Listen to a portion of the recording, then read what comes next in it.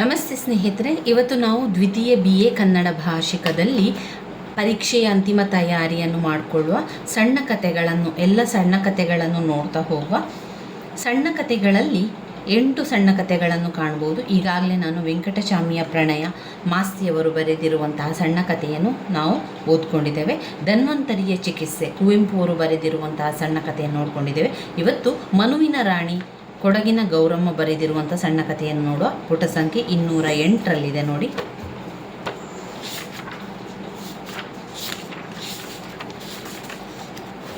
ಮನುವಿನ ರಾಣಿ ಕೊಡಗಿನ ಗೌರಮ್ಮ ಬರೆದಿರುವಂತಹ ಒಂದು ಸಣ್ಣ ಕತೆ.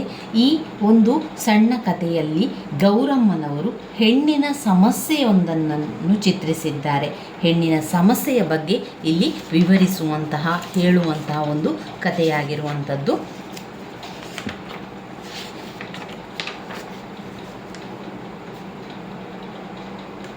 ಈ ಮನುವಿನ ರಾಣಿ ಕಥೆಯಲ್ಲಿ ವೈದ್ಯರೊಬ್ಬರ ಪ್ರಜ್ಞೆಯ ಮೂಲಕ ಈ ಕತೆ ನಮಗೆ ಚಿತ್ರಿತವಾಗಿರುವಂಥದ್ದು.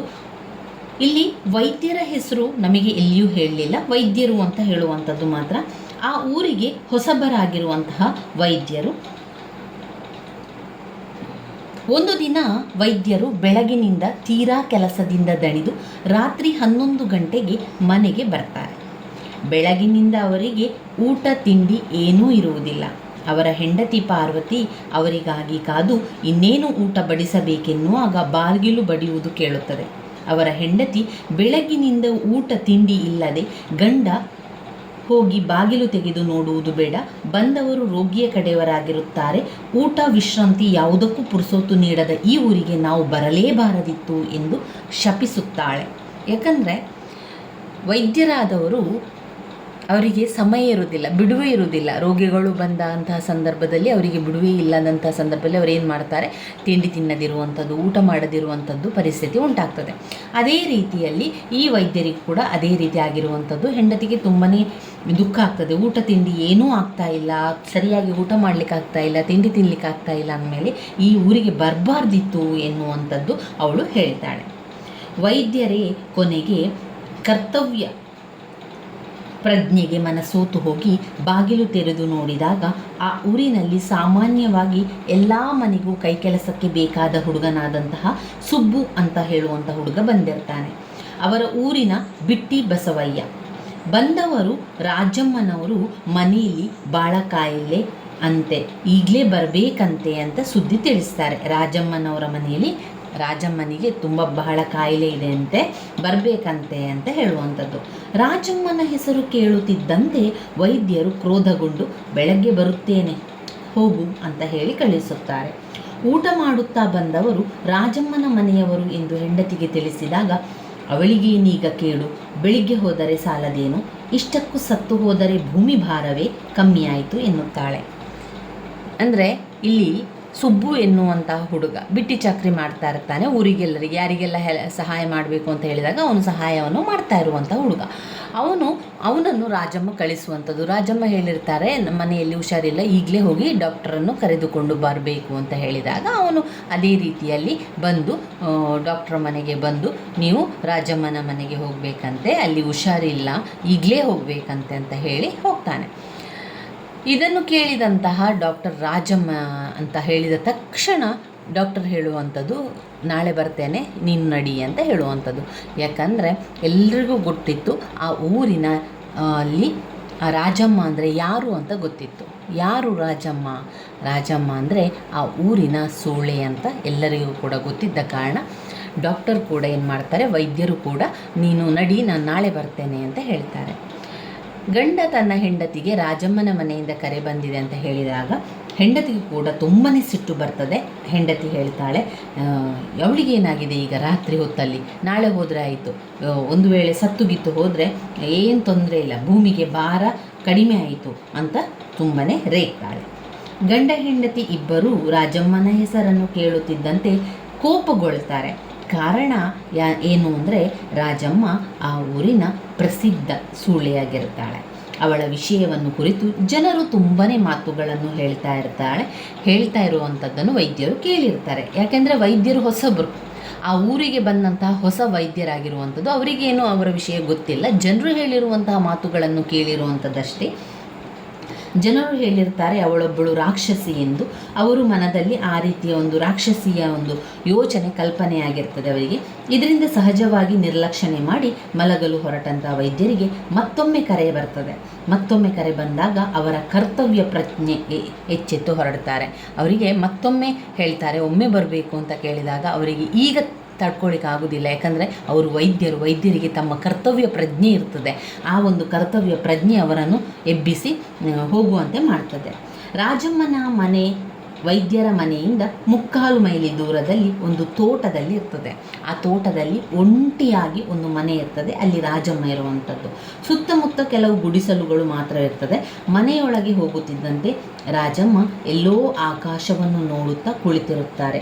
ರಾಜಮ್ಮನನ್ನು ನೋಡುತ್ತಿದ್ದಂತೆ ವೈದ್ಯರಿಗೆ ಅವಳಲ್ಲಿದ್ದ ಭಾವನೆ ಮಾರ್ಪಟ್ಟು ಅಪಾರವಾದ ಒಂದು ಕರುಣೆ ವೈದ್ಯರಿಗೆ ಬರ್ತದೆ. ಯಾರಿಗಮ್ಮ ಕಾಯಿಲೆ ಅಂತ ವೈದ್ಯರು ಪ್ರಶ್ನೆ ಮಾಡಿದಾಗ ರಾಜಮ್ಮ ಒಳಗೆ ಕರೆದುಕೊಂಡು ಹೋಗಿ ಒಳಗಿನ ಕೊಠಡಿಯಲ್ಲಿ ಮಲಗಿದಾತನನ್ನು ನೋಡುತ್ತಿದ್ದಂತೆ ವೈದ್ಯರಿಗೆ ಅವನು ಬದುಕುವುದಿಲ್ಲ ಎಂದು ತಿಳಿದು ಹೋಗುತ್ತದೆ. ಕೆಂಡದಂತೆ ಸುಡುವ ಜ್ವರದಿಂದ ಬಳಲುತ್ತಿದ್ದ ಅವನ ಕಣ್ಣುಗಳಲ್ಲಿ ಜೀವದ ಕಳೆಯೇ ನಂದಿ ಹೋಗಿರುತ್ತದೆ.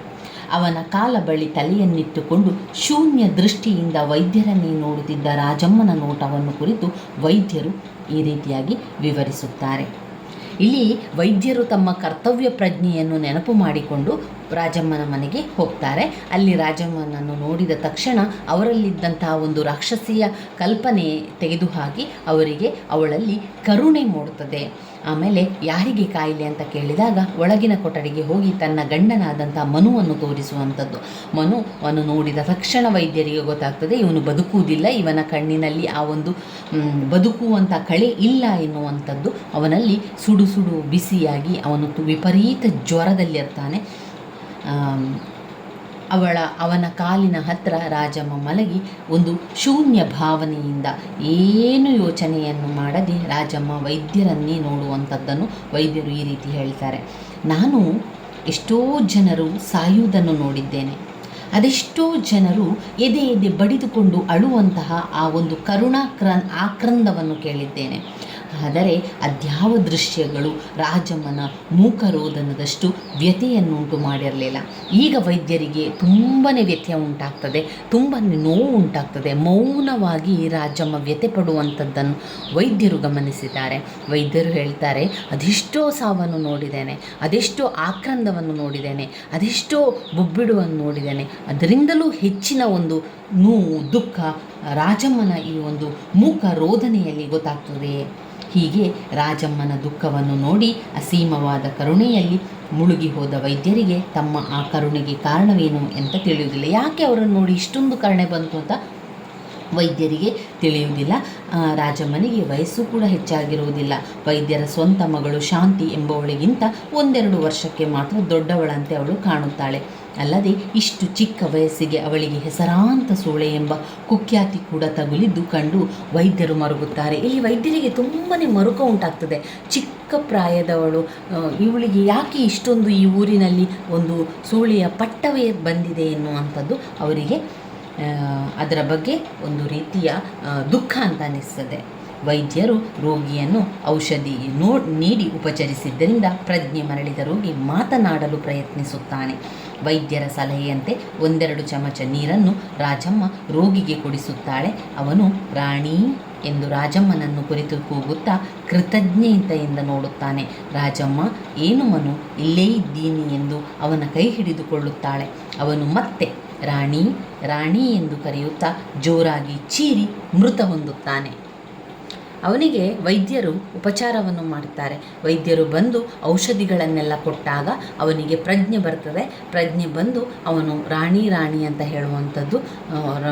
ಆಗ ರಾಜಮ್ಮ ನಾನಿಲ್ಲೇ ಇದ್ದೇನೆ ಅಂತ ಹೇಳುವಂಥದ್ದು. ಪುನಃ ಪದೇ ಪದೇ ರಾಣಿ ರಾಣಿ ಅಂತ ಚೀರಿ ಬೊಬ್ಬೆ ಹಾಕುತ್ತಾ ಮೃತ ಹೊಂತಾನೆ. ಅಲ್ಲೇ ಅವನು ಸಾವನ್ನಪ್ತಾನೆ. ವೈದ್ಯರು ರೋಗಿಯನ್ನು ಔಷಧಿ ನೀಡಿ ಉಪಚರಿಸಿ ಪ್ರಜ್ಞೆ ಬಂದ ನಂತರ ಅವನು ರಾಣಿ ಅಂತ ಹೇಳಿರುವಂಥದ್ದು, ನಂತರ ಚೇರಿ ಮೃತಪಟ್ಟಿರುವಂಥದ್ದು. ಮತ್ತೆ ವೈದ್ಯರು ಬೆಳಗಿನ 10 ಗಂಟೆಗೆ ಮನೆ ಸೇರಿದಾಗ ವಿಪರೀತ ಆಯಾಸದಿಂದ ಬಳಲಿ ಬೆಂಡಾಗಿರುತ್ತಾರೆ. ಅವರ ಪತ್ನಿ ರಾತ್ರಿಯೆಲ್ಲ ಎಲ್ಲಿ ಹೋಗಿದ್ದೀರಿ, ಯಾರಿಗೆ ಕಾಯಿಲೆ, ಹೀಗೆ ಹಲವು ಪ್ರಶ್ನೆಯನ್ನು ಕೇಳಿದರು. ವೈದ್ಯರಿಗೆ ಮಾತು ಹೊರಡದಾಗ್ತದೆ. ಅಂದರೆ ವೈದ್ಯರಿಗೆ ಈಗ ಮಾತೇ ಬರುವುದಿಲ್ಲ ಅವರ ಒಂದು ಪರಿಸ್ಥಿತಿಯನ್ನು ನೋಡಿ. ವಿಪರೀತ ಆಯಾಸದಿಂದ ಪತಿ ಮಾತನಾಡುತ್ತಿಲ್ಲವೆಂದು ತಿಳಿದು ತಿಂಡಿ ಫಲಾಹಾರ ಮುಗಿಸಿ ಮಲಗಲು ಅವಳು ಅಣಿ ಮಾಡುತ್ತಾಳೆ. ಆದರೆ ಮಲಗಿದರೂ ಮನಸ್ಸು ಸಮಾಧಾನವಾಗದ ಕಾರಣ ವೈದ್ಯರು ಹೆಂಡತಿಯನ್ನು ಕರೆದು, ನಿನ್ನೆ ರಾತ್ರಿ ನಾನು ರಾಜಮ್ಮನ ಮನೆಗೆ ಹೋದಾಗಿನಿಂದ ನಡೆದ ಘಟನೆಯನ್ನು ಎಲ್ಲ ತಿಳಿಸ್ತಾರೆ. ವೈದ್ಯರಲ್ಲಿ ಆಗಿದ್ದಂತಹ ಮನಪರಿವರ್ತನೆ ಅವರ ಹೆಂಡತಿಯಲ್ಲಿ ಆಗದೆ ಹಾಗಾದರೆ ಸತ್ತವರು ಯಾರು, ಅವನು ರಾಜಮ್ಮನಿಗೆ ಏನಾಗಬೇಕಾಗಿತ್ತು ಎಂದು ಪ್ರಶ್ನಿಸಿದ್ದು ಅಲ್ಲದೆ ಎಲ್ಲೋ ರಾಜಮ್ಮನೇ ಅವನಿಗೆ ವಿಷ ಹಾಕಿ ಕೊಂದಿರಬಹುದು ಎನ್ನುವಂತಹ ಶಂಕೆಯನ್ನು ವೈದ್ಯರ ಹೆಂಡತಿ ಪಡ್ತಾಳೆ. ವೈದ್ಯರ ಹೆಂಡತಿ ಹೇಳ್ತಾಳೆ, ಈಗ ವೈದ್ಯನು ಬಂದು ಮನೆಯಲ್ಲಿ ತನ್ನ ಹೆಂಡತಿಗೆ ಎಲ್ಲ ಪರಿಸ್ಥಿತಿಯನ್ನು ಹೇಳ್ತಾರೆ. ಆಗ ರಾಜಮ್ಮನ ಮೇಲೆ ವೈದ್ಯರ ಹೆಂಡತಿಗೆ ಅಷ್ಟೇನು ಕರುಣೆ ಬರುವುದಿಲ್ಲ. ಹಾಗಾದರೆ ರಾಜಮ್ಮನಿಗೆ ರೋಗ ಇರಲಿಲ್ಲ, ಯಾರಿಗೆ ರೋಗ ಇತ್ತು, ಅವಳ ಜೊತೆಗೆ ಇದ್ದವರು ಯಾರು, ಹಾಗೆ ಅವಳಿಗೆ ಯಾಕೆ ಹೀಗೆ ಆಯಿತು ಎನ್ನುವಂಥ ಎಲ್ಲ ಪ್ರಶ್ನೆಗಳನ್ನು ಕೇಳ್ತಾಳೆ. ಆದರೆ ಅವನಿಗೆ ಯಾವುದೂ ಅದಕ್ಕೆ ಉತ್ತರ ಇರುವುದಿಲ್ಲ. ಆಗ ವೈದ್ಯರ ಹೆಂಡತಿ ಹೇಳ್ತಾರೆ, ಅವನು ಹೇಗೆ ಸತ್ತ, ರಾಜಮ್ಮನೇ ವಿಷ ಹಾಕಿರಬೇಕು ಅಂತ ಹೇಳುವಂಥದ್ದನ್ನು ಶಂಕೆ ಪಡ್ತಾಳೆ. ಅಂದರೆ ರಾಜಮ್ಮನನ್ನು ಒಂದು ಅವಳ ಮೇಲೆ ಶಂಕೆ ಪಡ್ತಾಳೆ. ಆದರೆ ಇದುವರೆಗೂ ರೋಗಿಯನ್ನು ಉಪಚರಿಸುವ ಬರದಲ್ಲಿ ವೈದ್ಯರಿಗೆ ಆ ಪ್ರಶ್ನೆಯೇ ಹೊಳೆಯದೆ ಅವರೂ ಅದನ್ನು ಪ್ರಶ್ನಿಸಿರುವುದಿಲ್ಲ. ಅಲ್ಲದೆ ರಾಜಮ್ಮನ ಮೇಲೆ ಅಪಾರ ಕರುಣೆ ಮೂಡಿದ್ದ ವೈದ್ಯರಿಗೆ ರಾಜಮ್ಮನಲ್ಲಿ ಅಂತಹ ಯಾತನೆ ನೀಡಿದ್ದ ಆ ವ್ಯಕ್ತಿಗೂ ರಾಜಮ್ಮನಿಗೂ ಇದ್ದ ಸಂಬಂಧವಾದರೂ ಎಂತಹದು ಎಂದು ಆಗ ಯೋಚಿಸ್ತಾರೆ. ಆ ವೈದ್ಯರಿಗೆ ಗೊತ್ತಿರುವುದಿಲ್ಲ ಏನು ಸಂಬಂಧ ಅವರಿಗೆ ಅಥವಾ ಅವರು ಏನಾಗಬೇಕು ಅಂತ ವೈದ್ಯರು ಕೂಡ ಕೇಳಿರುವುದಿಲ್ಲ. ಈಗ ವೈದ್ಯರ ಪತ್ನಿ ಕೇಳಿದಾಗ ಅವರಿಗೂ ಕೂಡ ಅದೇ ಪ್ರಶ್ನೆ ಮೂಡುತ್ತದೆ. ಅವರು ಆಸ್ಪತ್ರೆಗೆ ಹೋಗದೆ ನಿದ್ದೆಯನ್ನು ಮಾಡಲಾಗದೆ ಸಾಯಂಕಾಲದವರೆಗೆ ಕಳೆದು ವೈದ್ಯರು ಸಾಯಂಕಾಲ ತಿರುಗಾಟಕ್ಕೆಂದು ಹೋದವರು ಪುನಃ ರಾಜಮ್ಮನನ್ನು ನೋಡಿ ಬರಲು ಅವಳ ಮನೆಯ ಕಡೆಗೆ ಹೊರಡುತ್ತಾರೆ. ವೈದ್ಯರು ಬಾಗಿಲಿನಿಂದ ಒಳಗೆ ಬಂದರೂ ರಾಜಮ್ಮ ಅವರನ್ನು ಗಮನಿಸುವಷ್ಟು ಪ್ರಜ್ಞೆ ಇಲ್ಲದೆ ಕುಳಿತಿರುತ್ತಾಳೆ. ವೈದ್ಯರಿಗೆ ತಾವು ತಮ್ಮೊಂದಿಗೆ ಹೆಂಡತಿಯನ್ನು ಕರೆತರಬೇಕಿತ್ತು ಎಂದು ನೋಡಿಕೊಳ್ಳುತ್ತಾರೆ. ವೈದ್ಯರು ರಾಜಮ್ಮನನ್ನು ಸಮಾಧಾನ ಮಾಡಲು ಬಹುವಾಗಿ ಪ್ರಯತ್ನಿಸಿದರು. ರಾಜಮ್ಮ ಅವರ ಮಾತುಗಳಿಂದ ಸಮಾಧಾನ ಪಟ್ಟುಕೊಂಡಂತೆ ತೋರದಾಗ ಜೊತೆಯಲ್ಲಿ ಮಲಗಲು ಏರ್ಪಾಡು ಮಾಡುವುದಾಗಿ ತಿಳಿಸಿ ಹಿಂದಿರುಗುತ್ತಾರೆ. ಆದರೆ ರಾಜಮ್ಮ ಮನೆಗೆ ಹೋಗಲು ಯಾರೂ ಒಪ್ಪದಾಗ ಬಹು ಕಷ್ಟಪಟ್ಟು ತಮ್ಮ ಮನೆಯ ಕೆಲಸದಾಕೆಯನ್ನು ಒಪ್ಪಿಸುತ್ತಾರೆ. ವೈದ್ಯರ ಮಗಳು ಶಾಂತಿ ತಾನೂ ಹೋಗುವುದಾಗಿ ಪಟ್ಟು ಹಿಡಿದರೂ ವೈದ್ಯರ ಹೆಂಡತಿ ಅದಕ್ಕೆ ಸಮ್ಮತಿಸದೆ ಹೋಗುತ್ತಾರೆ. ಮರುದಿವಸ ಬಂದ ಕೆಲಸದಾಕೆಯೊಂದಿಗೆ ರಾಜಮ್ಮನ ಕ್ಷೇಮ ಸಮಾಚಾರವನ್ನು ಕುರಿತು ವಿಚಾರಿಸಿದ ವೈದ್ಯರು ತಮ್ಮ ಕೆಲಸಕ್ಕೆ ಹಿಂದಿರುಗುತ್ತಾರೆ. ಕೆಲಸದಿಂದ ಹಿಂದಿರುಗಿ ವೈದ್ಯರು 3 ಗಂಟೆಗೆ ಮನೆಗೆ ಬಂದು ಊಟ ಮಾಡುವಾಗ ವೈದ್ಯರಿಗೆ ರಾಜಮ್ಮನಿಂದ ಪತ್ರವೊಂದು ಬರುತ್ತದೆ. ಆ ಪತ್ರದಲ್ಲಿ ಈ ರೀತಿಯಾಗಿ ಇರ್ತದೆ ನೋಡಿ. ಇಲ್ಲಿ ವೈದ್ಯರಿಗೆ ಮನೆಗೆ ಬಂದ ನಂತರ ಸಂಪೂರ್ಣ ರಾಜಮ್ಮನದ್ದೇ ಯೋಚನೆಯಾಗಿ ಹೋಗ್ತದೆ. ರಾಜಮ್ಮನನ್ನು ಅವರಿಗೆ ತುಂಬ ಕರುಣೆ ಬಂದಿರ್ತದೆ. ರಾಜಮ್ಮನನ್ನು ಮತ್ತೊಮ್ಮೆ ನೋಡಬೇಕು. ಮರುದಿವಸ ಅವರಿಗೆ ನಿದ್ದೆ ಬರುವುದಿಲ್ಲ. ಸಾಯಂಕಾಲದ ಹೊತ್ತಿಗೆ ರಾಜಮ್ಮನ ಮನೆಗೆ ಹೋಗಿ ರಾಜಮ್ಮ ಹೇಗಿದ್ದಾರೆ ಎಂದು ವಿಚಾರಿಸಲು ಹೋಗ್ತಾರೆ. ಅಲ್ಲಿ ಅವರು ಪ್ರಜ್ಞೆ ಇಲ್ಲದ ರೀತಿಯಲ್ಲಿ ಕುಳಿತುಕೊಂಡಿರುವಂಥದ್ದನ್ನು ನೋಡಿರ್ತಾರೆ. ಈಗ ವೈದ್ಯರಿಗೆ ಅನಿಸ್ತದೆ, ನಾನು ಹೆಂಡತಿಯನ್ನು ಕೂಡ ಕರೆದುಕೊಂಡು ಬರಬೇಕಿತ್ತು, ಅವಳು ಸ್ವಲ್ಪ ಉಪಚಾರವನ್ನು ಮಾಡಬಹುದಿತ್ತು ಅಂತ.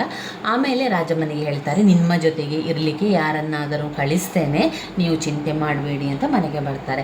ಯಾರೂ ಕೂಡ ರಾಜಮ್ಮನ ಮನೆಗೆ ಹೋಗಲಿಕ್ಕೆ ಒಪ್ಪುವುದಿಲ್ಲ. ಆಗ ವೈದ್ಯರು ಏನು ಮಾಡ್ತಾರೆ, ತಮ್ಮ ಮನೆಯ ಕೆಲಸದಾಕೆಯನ್ನೇ ನೀನೊಮ್ಮೆ ಹೋಗಿ ರಾಜಮ್ಮನ ಜೊತೆಗೆ ಇವತ್ತು ಇದ್ದು ಬಿಡು, ಅವರಿಗೆ ಎಲ್ಲ ರೀತಿಯ ಆಹಾರಗಳನ್ನು ಕೊಡು ಅಂತ ಹೇಳುವಂಥದ್ದು.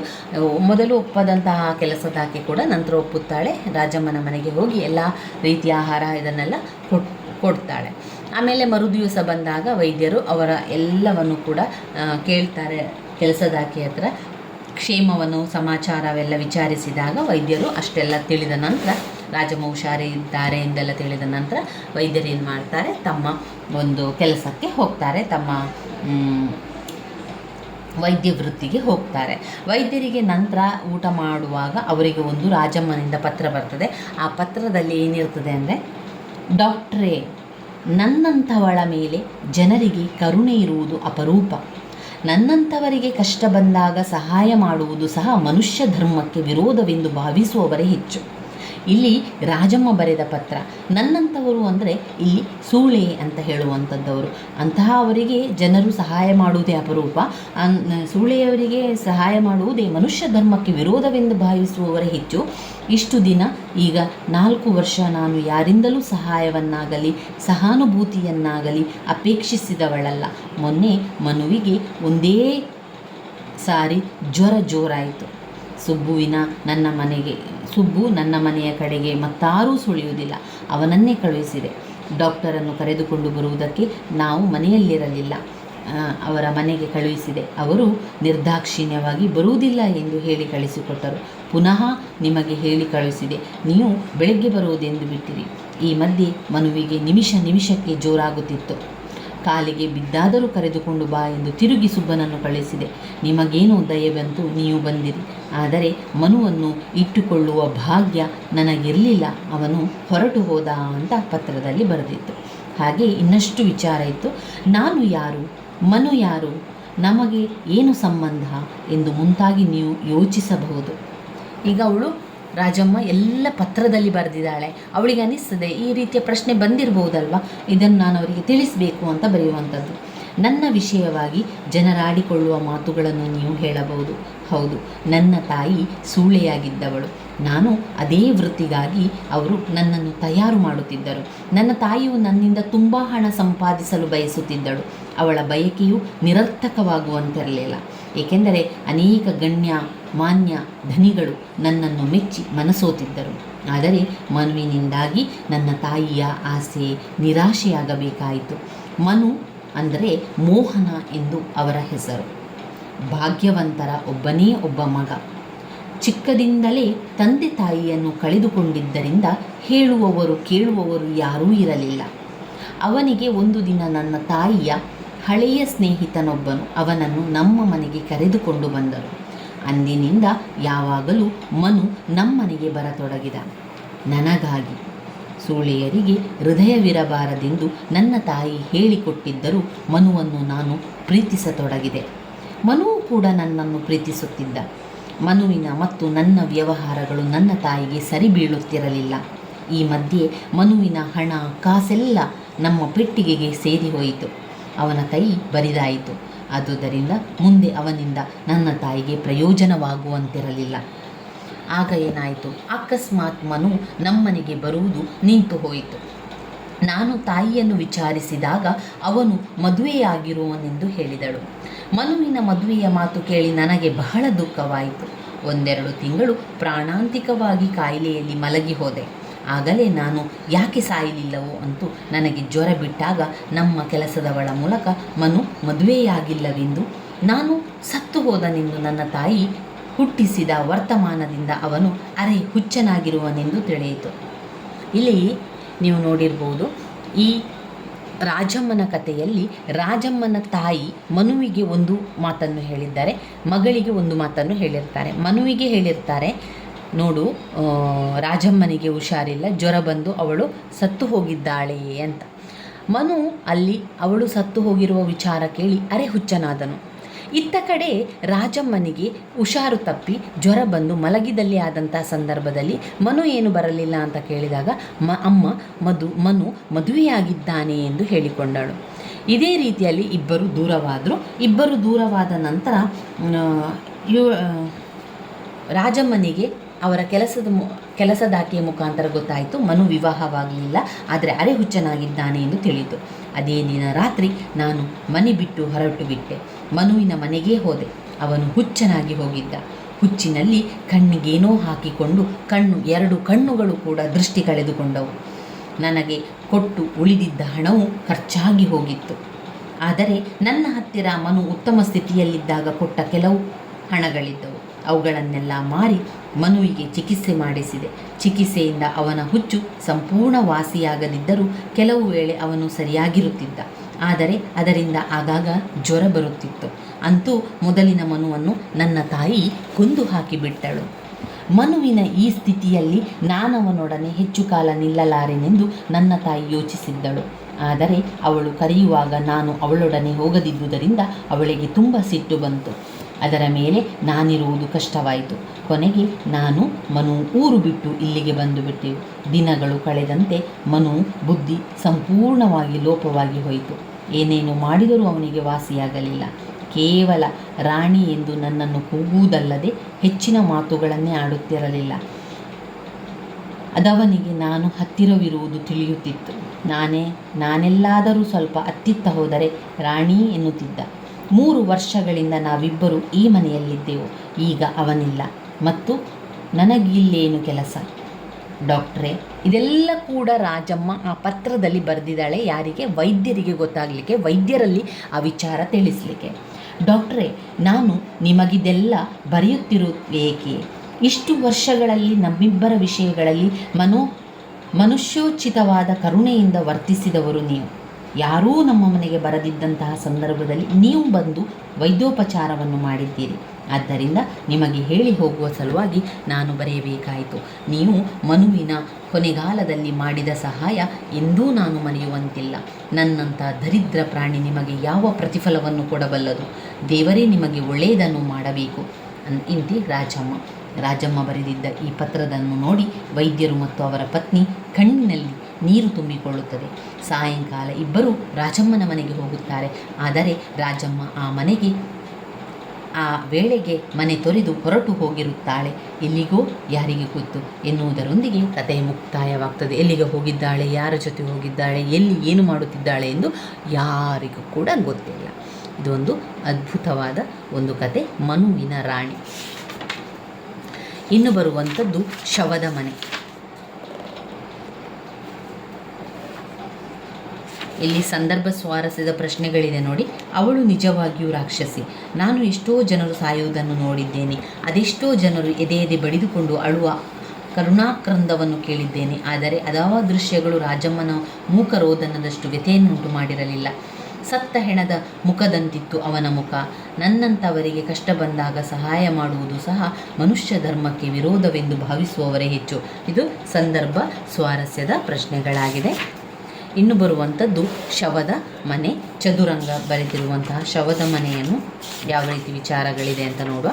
ಇಲ್ಲಿ ಶವದ ಮನೆಯಲ್ಲಿ ಆಗುವಂತಹ ಕತೆ. ಶವದ ಮನೆಯಲ್ಲಿ ಬದುಕಿದಂತಹ ನಾರಣಪ್ಪನನ್ನು ತೆಗೆದುಕೊಂಡು ಹೋಗಿ ಶವದ ಮನೆಯಲ್ಲಿರಿಸಿದಾಗ ಅವನು ಪಡುವಂತಹ ಪಾಡು, ಅವನು ಕಷ್ಟಪಡುವುದನ್ನು ಇಲ್ಲಿ ನಾವು ಕಾಣ್ಬೋದಾಗಿದೆ. ಈ ಕಥೆಯ ಸಾರಾಂಶ: ಈ ಕಥೆಯ ನಾಯಕ ಗುಮಾಸ್ತ ನಾರಣಪ್ಪ. ಶವದ ಮನೆಯಲ್ಲಿ ಜೀವಂತವಾಗಿ ಹಾಕಲ್ಪಟ್ಟಂಥವರು.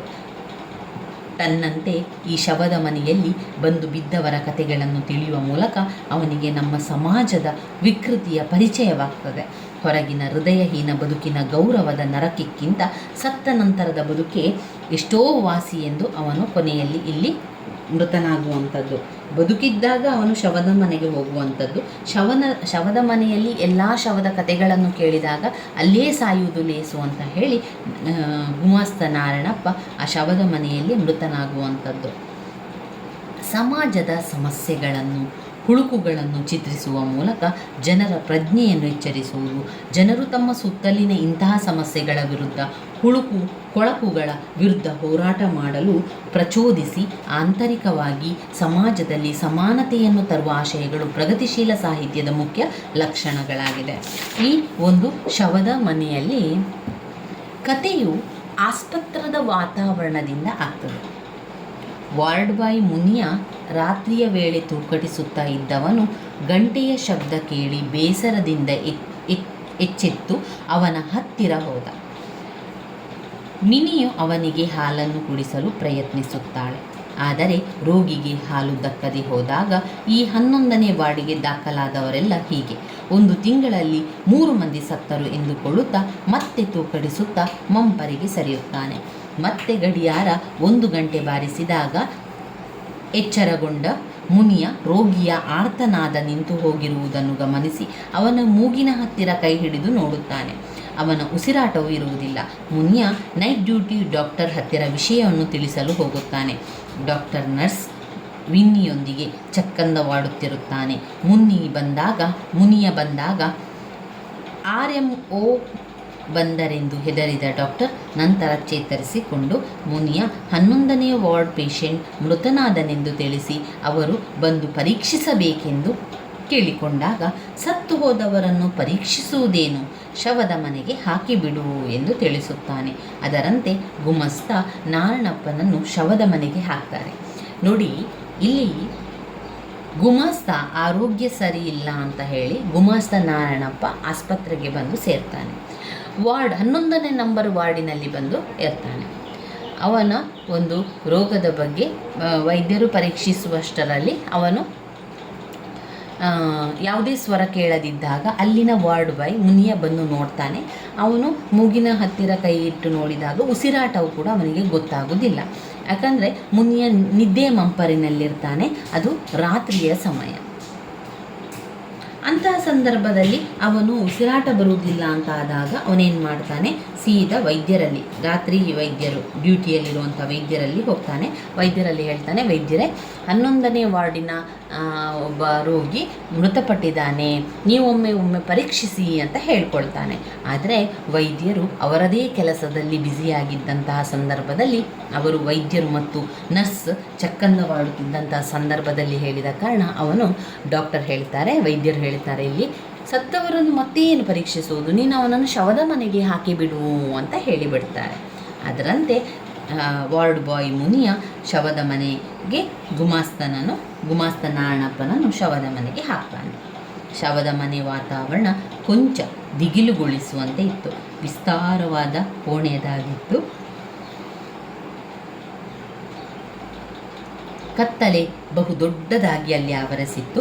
ಎತ್ತರವಾದ ಮೇಲ್ಚಾವಣಿ ಅಂಟಿದ್ದಂತಹ ಸಣ್ಣ ಕಿಟಕಿಯಿಂದ ಅಂಬೆಗಾಲಿಡುತ್ತಾ ಬರುತ್ತಿದ್ದ ಚಂದ್ರನ ಬೆಳಕು ಮಾತ್ರ ಅಲ್ಲಿ ಬರ್ತಾ ಇತ್ತು. ಆಗ ಅಲ್ಲಿ ನಾರಣಪ್ಪನಿಗೆ ಎಚ್ಚರ ಆಗ್ತದೆ. ಆಗಿ ಅಲ್ಲಿ ಕೂತ್ಕೊಂಡಂತಹ ಸಂದರ್ಭದಲ್ಲಿ ಎಲ್ಲ ಮೃತಪಟ್ಟಂತಹ ಶವಗಳು ಮಾತನಾಡುವಂಥದ್ದನ್ನು ಅವನು ಕೇಳಿಸಿಕೊಳ್ಳುವಂಥದ್ದು. ಗುಮಸ್ತ ನಾರಣಪ್ಪನಿಗೆ ರೋಗ ಹೆಚ್ಚಾಗಿ ಮೂರ್ಛೆ ಹೋಗಿರ್ತಾನಷ್ಟೇ. ನಾರಣಪ್ಪ ಮತ್ತೆ ಅಮ್ಮ ಎಂದು ಎಚ್ಚರಗೊಂಡು ಕುಳಿತುಕೊಳ್ತಾನೆ. ತಾನು ಮಲಗಿದ್ದ ವಾತಾವರಣಕ್ಕೂ ಇಲ್ಲಿಯ ವಾತಾವರಣಕ್ಕೂ ಭಿನ್ನತೆ ಇರುವುದನ್ನು ಗಮನಿಸಿ ತನ್ನ ಸುತ್ತಲೂ ನೋಡ್ತಾನೆ. ಬೆಡ್ಗಳಿರ್ತದೆ, ಏನು ಕಾಣಿಸುತ್ತಿಲ್ಲವಲ್ಲ, ತನ್ನ ಬೆಡ್ ಏನಾಯಿತು ಎಂದು ವಿಸ್ಮಿತನಾಗ್ತಾನೆ. ತನ್ನ ಸುತ್ತಲೂ ಇರುವ ಗೋಡೆಗಳನ್ನು ನೋಡಿ ರೋಗಿಗಳನ್ನು ಹೀಗೆ ನೆಲದ ಮೇಲೆ ಮಲಗಿಸುತ್ತಾರಾ ಎಂದು ವಿಸ್ಮಿತನಾಗ್ತಾನೆ. ಮುಂದೆ ನಾರಣಪ್ಪನಿಗೆ ವಿಭಿನ್ನ ಅನುಭವಗಳೇ ಆಗಿ ಹೋಗ್ತದೆ. ಕತ್ತಲ ಕುಹರದಿಂದ ಅವನಿಗೆ ಶೋಕದ ಗೀತೆ ಕೇಳಿ ಬರ್ತದೆ. ಮೊದಲು ಅವನಿಗೆ ಹೆಣವಾಗಿ ಕಂಡದ್ದು ಅನಂತರ ಹೆಣ್ಣಾಗಿ ಕಾಣ್ತದೆ. ಆ ಹೆಣ್ಣು ಒಂದೇ ಸಮನೆ ದಿವ್ಯ ಗೀತೆಯನ್ನು ಶವದ ಮನೆಯ ತುಂಬ ಹಾಡ್ತಾ ಹೇಳುವಂಥದ್ದು. ಆ ಹೆಣ್ಣು ಸುಂದರಿಯಾಗಿರದೆ ಇನ್ನೂ ಭಯ ಹುಟ್ಟಿಸುವಂತಿದ್ದರೆ ನಾರಣಪ್ಪ ಕೂಡಲೇ ಮೃತನಾಗ್ತಾ ಇದ್ದಾನೆ ಏನೋ. ಆದರೆ ಆ ಹೆಣ್ಣಿನ ನಾರಣಪ್ಪನ ಇರುವಿಕೆ ತಿಳಿದಂತಿರಲಿಲ್ಲ. ಆ ಘೋರಾಂಧಕಾರದಲ್ಲಿ ಹೆಣ್ಣಿನ ಆಕಾರ ಮಾತ್ರ ಬೆಳಕಾಗಿತ್ತು. ಕಾಳರಾತ್ರಿಯಲ್ಲಿ ಬಳುಕುವ ಬಳ್ಳಿ ಮಿಂಚಿನಂತೆ ಹೆಣ್ಣು ಮಂಡಿಯನ್ನು ಮಡಿಸಿ ಕುಳಿತು ನೀಳವಾದ ಕೇಶರಾಶಿಯನ್ನು ಸುತ್ತಲೂ ಹರಡಿ ಎದುರಿಗೆ ಯಾವುದೋ ಕಾಣದ ವಸ್ತುವನ್ನು ಶೂನ್ಯ ದೃಷ್ಟಿಯಲ್ಲಿ ನೋಡುತ್ತಾ ಮೂಕ ವೇದನೆಯನ್ನು ಹೊರಸೂಸುತ್ತಿತ್ತು. ಹೀಗೆ ನಾರಣಪ್ಪನು ದಿಗಿಲಿನಿಂದ ಆ ಹೆಣ್ಣನ್ನು ನೋಡುತ್ತಿರುವಂತೆ ಗಂಡಸಿನ ಅಟ್ಟಹಾಸದ ಕೇಕೆ ಕತ್ತಲ ಎದೆಯನ್ನು ಸೀಳಿ ಬರುತ್ತದೆ. ಕೇಕೆ, ಅದರ ಬೆನ್ನಿಗೆ ಮಿಂಚಿದ ಪ್ರಕಾಶ. ನಾರಣಪ್ಪ ಭೀತಿಯಿಂದ ಧರಧರನೆ ನಡುಗುತ್ತಾ ಸದ್ದು ಇದ್ದ ಕಡೆಗೆ ತಿರುಗಿ ನೋಡ್ತಾನೆ. ಆಗ ನಗುತ್ತಲೇ ಆ ವ್ಯಕ್ತಿ, ಓ ಇದು ಉಂಟಾ, ಬದುಕಿರೋದನ್ನು ಇಲ್ಲಿಗೆ ತಂದು ಹಾಕ್ತಾರಾ ಎಂದು ಪ್ರಶ್ನಿಸಿದಾಗ ನಾರಣಪ್ಪ ತಾನಿರುವ ಸ್ಥಳ ಆಸ್ಪತ್ರೆಯ ಜನರಲ್ ವಾರ್ಡ್ ಅಲ್ಲ ಅಂತ ಅವನಿಗೆ ಗೊತ್ತಾಗ್ತದೆ. ಅದು ಶವದ ಮನೆ ಎನ್ನುವಂಥದ್ದು ನಾರಣಪ್ಪನಿಗೆ ಗೊತ್ತಾಗ್ತದೆ. ತಾನಿರುವ ಸ್ಥಳ ವಾರಸುದಾರರು ಇಲ್ಲದೆ ಇರತಕ್ಕ ಹೆಣಗಳನ್ನು ಹಾಕುವ ಜಾಗ ಶವದ ಮನೆ ಎಂದು ತಿಳಿದಾಗ ನಾರಣಪ್ಪನಿಗೆ ತನಗೆ ಆಗುತ್ತಿರುವ ಅನುಭವ ನಿಜವೋ ಕನಸೋ ಎಂದು ತಿಳಿಯದಾಗುತ್ತದೆ. ಸುಮ್ಮನಿರುವುದಕ್ಕಿಂತ ಮಾತನಾಡುವುದೇ ಲೇಸೆಂದು ತಿಳಿದು ನಾರಣಪ್ಪ ನೀನು ಯಾರಪ್ಪ ಎಂದು ಮಾತಿಗಾರಂಭಿಸುತ್ತಾನೆ. ತಾನು ಹಜಾಮರ ವೆಂಕಟರಮಣವೆಂದು ನಾನು ನನ್ನ ವೃತ್ತಿಯಾದ ಹಜಾಮತಿಯಲ್ಲಿ ಬಹು ಪ್ರಸಿದ್ಧಿ ಪಡೆದಿದ್ದೆ.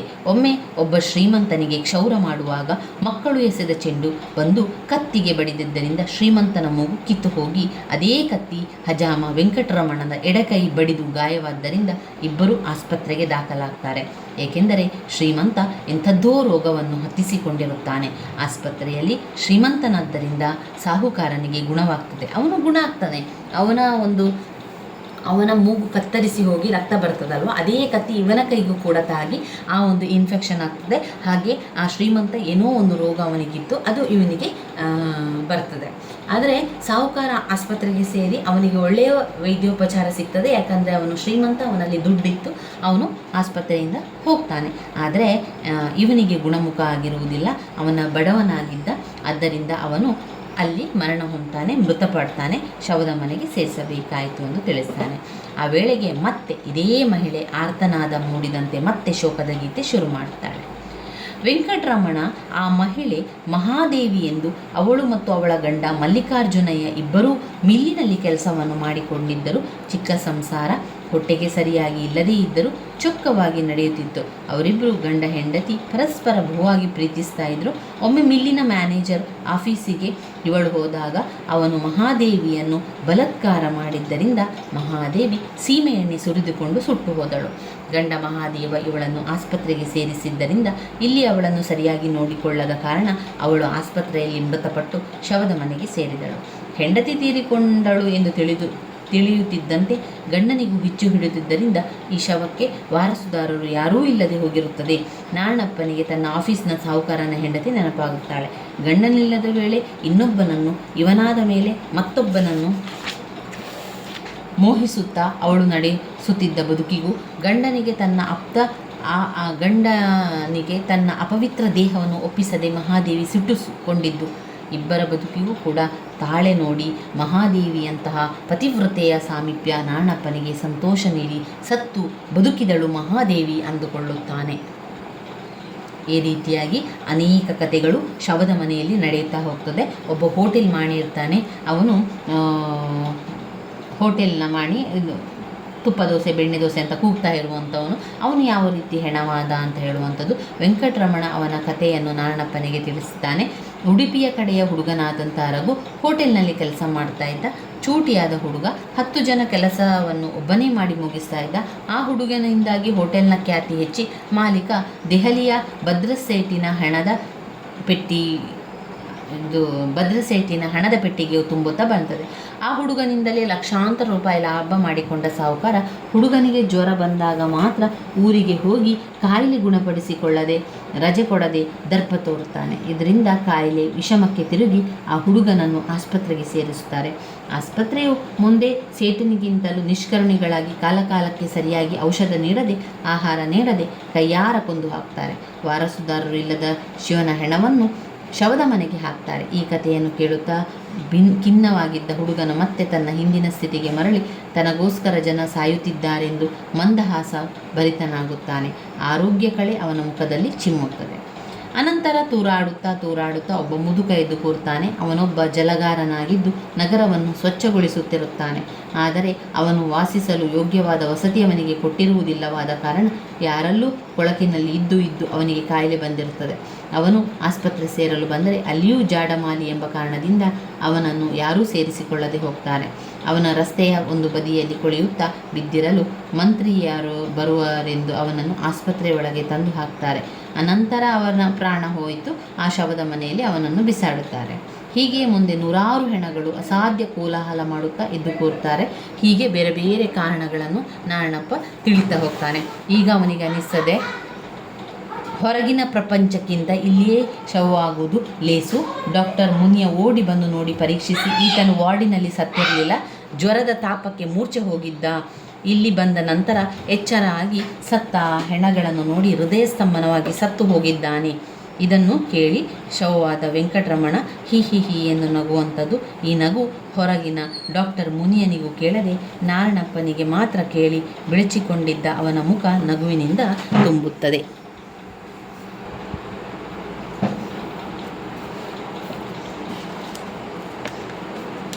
ಶವದ ಮನೆ ಈ ಒಂದು ಕಥೆಯಲ್ಲಿ ನಮ್ಮ ಸುತ್ತಮುತ್ತಣದ ಸಮಾಜದ ಹುಳುಕನ್ನು ಕೊಳಕನ್ನು ಬಯಲಿಗೆಳೆಯಲು ಕತೆಗಾರರು ಈ ಒಂದು ಕಥೆಯನ್ನು ಕಟ್ಟಿದ್ದಾರೆ.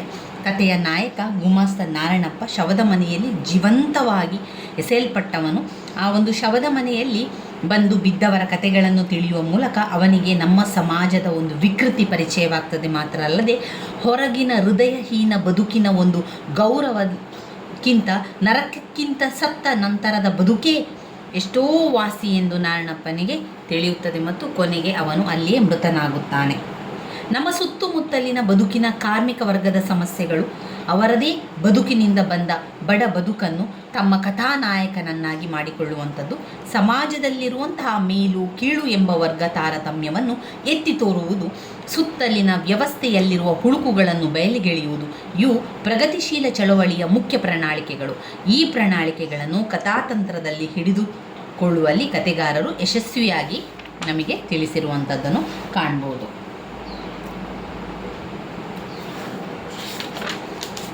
ಇನ್ನು ಬರುವಂತಹ ಸಣ್ಣ ಕತೆ ಗಾಂಧಿ ಮತ್ತು ರೊಟ್ಟಿ, ಘಟಕ 7ರಲ್ಲಿರುವಂಥದ್ದು ಗಾಂಧಿ ಮತ್ತು ರೊಟ್ಟಿ. ಗಾಂಧಿ ಸಣ್ಣ ಕಥೆಯನ್ನು ನೋಡುವ. ಬೆಸಗರಹಳ್ಳಿ ರಾಮಣ್ಣ ಬರೆದಿರುವಂತಹ ಸಣ್ಣ ಕತೆ ಗಾಂಧಿ.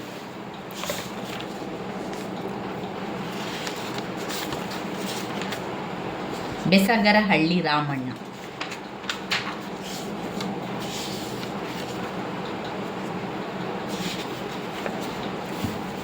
ಈ ಗಾಂಧಿ ಎನ್ನುವಂತಹ ಕಥೆಯ ಸಾರಾಂಶ ಈ ರೀತಿಯಾಗಿದೆ.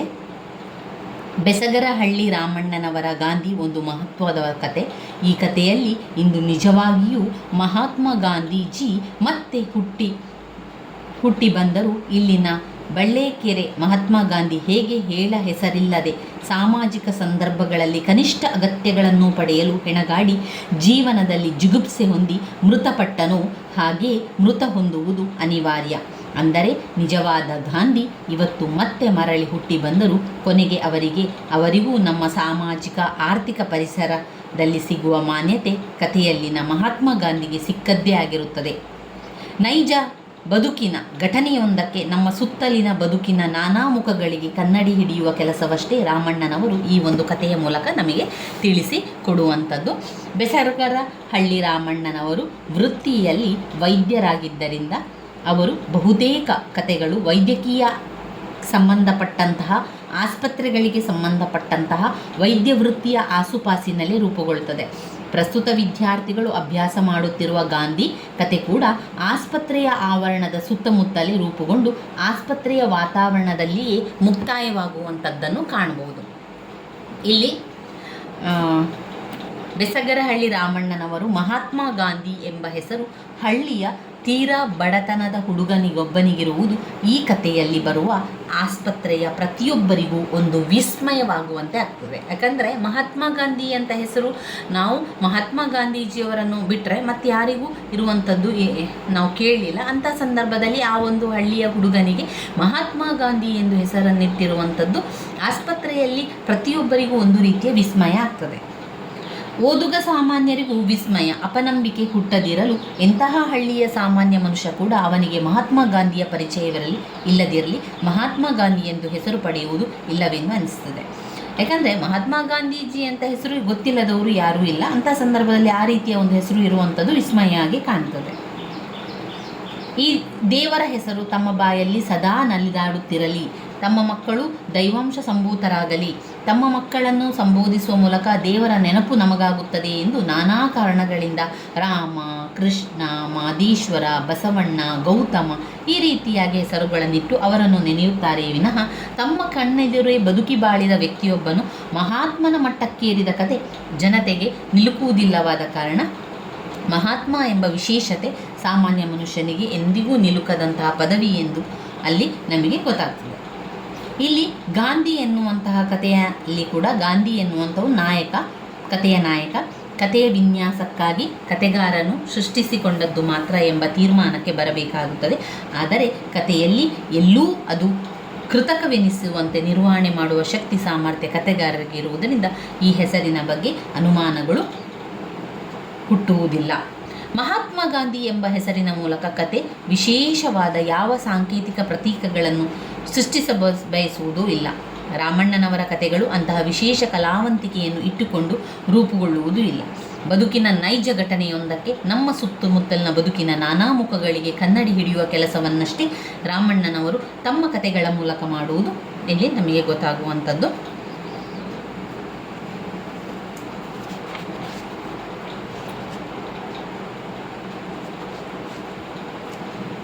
ಈ ಗಾಂಧಿ ಕಥೆಯಲ್ಲಿ ಹಳ್ಳಿಯ ಬಡತನದ ಅಂಚಿನಲ್ಲಿರುವ ಸಾಮಾನ್ಯ ಹುಡುಗನೊಬ್ಬನಿಗೆ ಸರಕಾರಿ ಆಸ್ಪತ್ರೆಯಲ್ಲಿ ಸಿಗುವ ವೈದ್ಯಕೀಯ ಸೌಲಭ್ಯ ಯಾವ ಬಗೆಯದಾಗಿರುತ್ತದೆ ಎಂಬ ಸರಕಾರಿ ಆಸ್ಪತ್ರೆಗಳ ಸ್ಥಿತಿಗತಿಗಳ ನೈಜ ಚಿತ್ರಣ ಗಾಂಧಿ ಕಥೆಯ ವಸ್ತಾಗಿದೆ. ಅತ್ಯಂತ ಚಿಕ್ಕ ವಯಸ್ಸಿನಲ್ಲಿಯೇ ಹೃದಯ ರೋಗವನ್ನು ಹೊತ್ತಂಥ ಆ ಬಾಲಕನ ಹೆಸರು ಮಹಾತ್ಮ ಗಾಂಧಿ. ಆ ಹೆಸರು ಉಂಟು ಮಾಡುವ ಪರಿಣಾಮ ಬಹಳ ಕ್ಷಣಿಕವಾದದ್ದು. ಹೀಗೆ ಗಾಂಧಿಗೂ ಈ ಕಥೆಯ ವಸ್ತುವಿನ್ಯಾಸಕ್ಕೂ ಹೆಚ್ಚಿನ ಸಂಬಂಧವೇನೂ ಇಲ್ಲ. ಆದರೂ ಭಾರತದ ತಂದೆ ಮಹಾತ್ಮ ಗಾಂಧೀಜಿಯವರ ನೆನಪು ಈ ಹುಡುಗನ ಹೆಸರಿನ ಮೂಲಕ ಮತ್ತೆ ಮತ್ತೆ ಹೃದಯಕ್ಕೆ ಚುಚ್ಚಿ ಇತಿಹಾಸ ಪ್ರಸಿದ್ಧ ಗಾಂಧೀಜಿಯೇ ಮತ್ತೆ ಹುಟ್ಟಿ ಬಂದರು ಅಂತಹ ಬಾಲಕನನ್ನು ಮಹಾತ್ಮನಾಗಿ ಬೆಳೆಯಲು ಎಲ್ಲಿ ಬಿಡುವಂತಿದೆ ಇಂದಿನ ಭಾರತದ ಪರಿಸರ ಎಂಬ ಕಟು ವಾಸ್ತವ ಕತೆ ವ್ಯಂಗ್ಯವಾಗಿ ಇಲ್ಲಿ ನಮಗೆ ಗೊತ್ತಾಗುವಂಥದ್ದು. ಕತೆ ಒಂದು ದಿನ ಇಂಡಿಯಾ ದೇಶದ ಕರ್ನಾಟಕ ರಾಜ್ಯದ ಪ್ರಾಥಮಿಕ ಆರೋಗ್ಯ ಕೇಂದ್ರವೊಂದರಲ್ಲಿ ಸೋಮವಾರದ ದಿನ ವೈದ್ಯಕೀಯ ತಪಾಸಣೆಗೆಂತ ಬಂದಂತಹ ರೋಗಿಗಳ ಬವಣೆಯನ್ನು ಚಿತ್ರಿಸುತ್ತಾ ಪ್ರಾರಂಭ ಆಗ್ತದೆ. ದೊಡ್ಡ ಆಸ್ಪತ್ರೆಗಳಲ್ಲಿ ರೋಗಿಗಳು ತಮ್ಮ ಹೆಸರನ್ನು ಮೊದಲು ದಾಖಲಿಸಿ ನಂತರ ಗುಮಾಸ್ತನ ಮೂಲಕ ತನ್ನ ವಿವರವನ್ನು ಬರೆಸಿ ಬರುವಂಥ ವ್ಯವಸ್ಥೆ ಇದ್ದರೆ, ಈ ಒಂದು ಪ್ರಾಥಮಿಕ ಆರೋಗ್ಯ ಕೇಂದ್ರದಲ್ಲಿ ಅಂತಹ ನಿಯಮಬದ್ಧತೆ ಅವಕಾಶ ಇಲ್ಲ. ಮೊದಲು ಬಂದವರು ಎಲ್ಲಿಯೋ ಮೂಲೆಯಲ್ಲಿ ಉಳಿಯುವುದು, ಕೊನೆಯಲ್ಲಿ ಬಂದವರಿಗೆ ಆರ್ಥಿಕ ಸ್ವಾಗತ, ವರ್ಣಿಸಲು ಆಗದಂತಹ ಜನ ಬಂದಾಗ ಕೃತಕ ವಿಧೇಯತೆ ತುಂಬಿದ ಸ್ವಾಗತ. ಹೀಗೆ ಪ್ರಾಥಮಿಕ ಆರೋಗ್ಯ ಕೇಂದ್ರ ಅವ್ಯವಸ್ಥೆ ತಾಣವಾಗಿತ್ತು. ಇಂತಹ ಆಸ್ಪತ್ರೆಗೆ ಬಳ್ಳೇಕೆರೆ ಎಂಬ ಹಳ್ಳಿಯಿಂದ ಹೊತ್ತು ಮೂಡುವುದಕ್ಕೆ ಮುಂಚೆಯೇ ಬಂದಂತಹ 15 ವರ್ಷ ಪ್ರಾಯದ ಹುಡುಗ ಮತ್ತು ಅವನ ತಾಯಿ ಎಷ್ಟು ಹೊತ್ತಾದರೂ ಯಾರ ಗಮನಕ್ಕೂ ಬಾರದೆ ಬಿದ್ದಿದ್ದರಿಂದ ರೋಗಿಷ್ಠನಾದ ಆ ಹುಡುಗನಿಗೆ ತನ್ನ ರೋಗದ ಕಾರಣದಿಂದಲೇ ಜೀವನದ ಬಗ್ಗೆ ಹೆಚ್ಚಿನ ಜಿಗುಪ್ಸೆ ಮೂಡಿದಂತೆ ಮಾತನಾಡತೊಡಗಿದ. ಅವ್ವ, ಬಿಸಿಲು ಜಾಸ್ತಿ ಆಯಿತು, ನಡಿ ಊರಿಗೆ ಹೋಗುವ. ಇರು, ಸುಮ್ಮನಿರು, ಬಂದವರು ಬಂದು ತೋರಿಸ್ಕೊಂಡೇ ಹೋಗುವ. ಹೊತ್ತು ಮೂಡುವ ಮುಂದೆ ಬಂದೋ ನಾವು ಇಲ್ಲಿ ನಿನ್ನ ರಾಗ ಯಾರು ಕೇಳ್ತಾರ?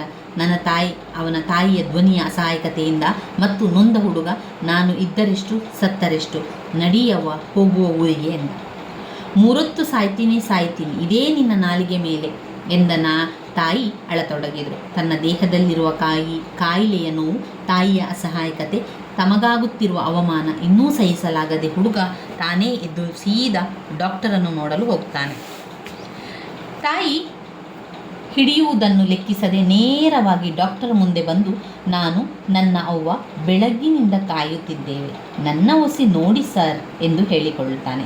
ಅವನನ್ನೇ ದೃಷ್ಟಿಸಿ ನೋಡಿದ ವೈದ್ಯಾಧಿಕಾರಿ ಸ್ವಲ್ಪ ಕುಚೇಷ್ಟೆ ಮಾಡಬೇಕೆಂದು, ಒಸಿ ಏನೋ ಚೆನ್ನಾಗಿ ನೋಡಿದೆ, ನಿನ್ನ ಹೊಟ್ಟೆ ದಪ್ಪ, ಕೈಕಾಲು ಸಣ್ಣ, ಕಿವಿಗಳು ಮಾತ್ರ ಗಾಂಧಿ ಕಿವಿಗಳು ಇದ್ದಾಗಿವೆಯಪ್ಪ ಎಂದರು. ತಾಯಿ ಮಗ ಇಬ್ಬರೂ ಆರೋಗ್ಯ ಪರೀಕ್ಷಿಸಬೇಕೆಂದು ಕೇಳಿಕೊಂಡಾಗ ಅವನ ಹೆಸರೇನು ಎಂದು ವೈದ್ಯಾಧಿಕಾರಿ ಕೇಳಿದಾಗ ಆ ತಾಯಿ ಗಾಂಧಿ ಎನ್ನುತ್ತಾರೆ. ತನ್ನ ಕುಚೇಷ್ಟೆಯನ್ನಷ್ಟೇ ಇವರು ತಪ್ಪಾಗಿ ಈ ರೀತಿ ಹೇಳುತ್ತಿದ್ದಾರಾ ಎಂದು ಹೌಹಾರಿದಂತಹ ವೈದ್ಯರು ಮತ್ತೆ ಕೇಳ್ತಾರೆ, ಏನು ನಿನ್ನ ಹೆಸರು? ಮಹಾತ್ಮ ಗಾಂಧೀಜಿ ಎಂದು ತಾಯಿ ಮಗ ತಿಳಿಸಿದಾಗ ವೈದ್ಯಾಧಿಕಾರಿ ಬೆಪ್ಪಾಗಿ ತನ್ನ ಸಹೋದ್ಯೋಗಿಗಳಾದ ನಾಯ್ಡು, ನರಸಿಂಹಮೂರ್ತಿ, ಸರಸಮ್ಮ ಎಲ್ಲರನ್ನು ಕರೆಯಿಸಿ ಅವನ ಹೆಸರಿನ ಕಾಕತಾಳೀಯತೆಯನ್ನು ಪರೀಕ್ಷಿಸಲು ಹೇಳ್ತಾರೆ. ಅವರೆಲ್ಲರೂ ಜಗತ್ತಿನ ಮೇಲೆ ತೀರ ಸೋಜಿಗದ ವಿಷಯವನ್ನು ಕಂಡವರಂತೆ ನಿಂತು ಬಿಡ್ತಾರೆ. ಕೊನೆಗೆ ನಿನ್ನ ಹೆಸರನ್ನು ಯಾರು ನಿನಗೆ ಇಟ್ಟವರು ಎಂದಾಗ ಹುಡುಗ ನನ್ನ ತಾತ ಕರಿಸಿದ್ದೇಗೌಡ ಅಂತ ಉತ್ತರಿಸ್ತಾರೆ. ಗಾಂಧಿಗೆ ತಂದೆ ಇರುವುದಿಲ್ಲ. ಸೇಂದಿ ಇಳಿಸಲು ಮರ ಮೇಲೆ ಹತ್ತಿದಾಗ ಬಿದ್ದು ಮೃತನಾಗಿರುತ್ತಾನೆ. ಅವನ ತಾತನಿಗೆ ಇರುವುದು ಗಾಂಧಿಯ ತಾಯಿ ನಿಂಗಮ್ಮ ಎಂಬ ಒಬ್ಬಳೇ ಮಗಳು.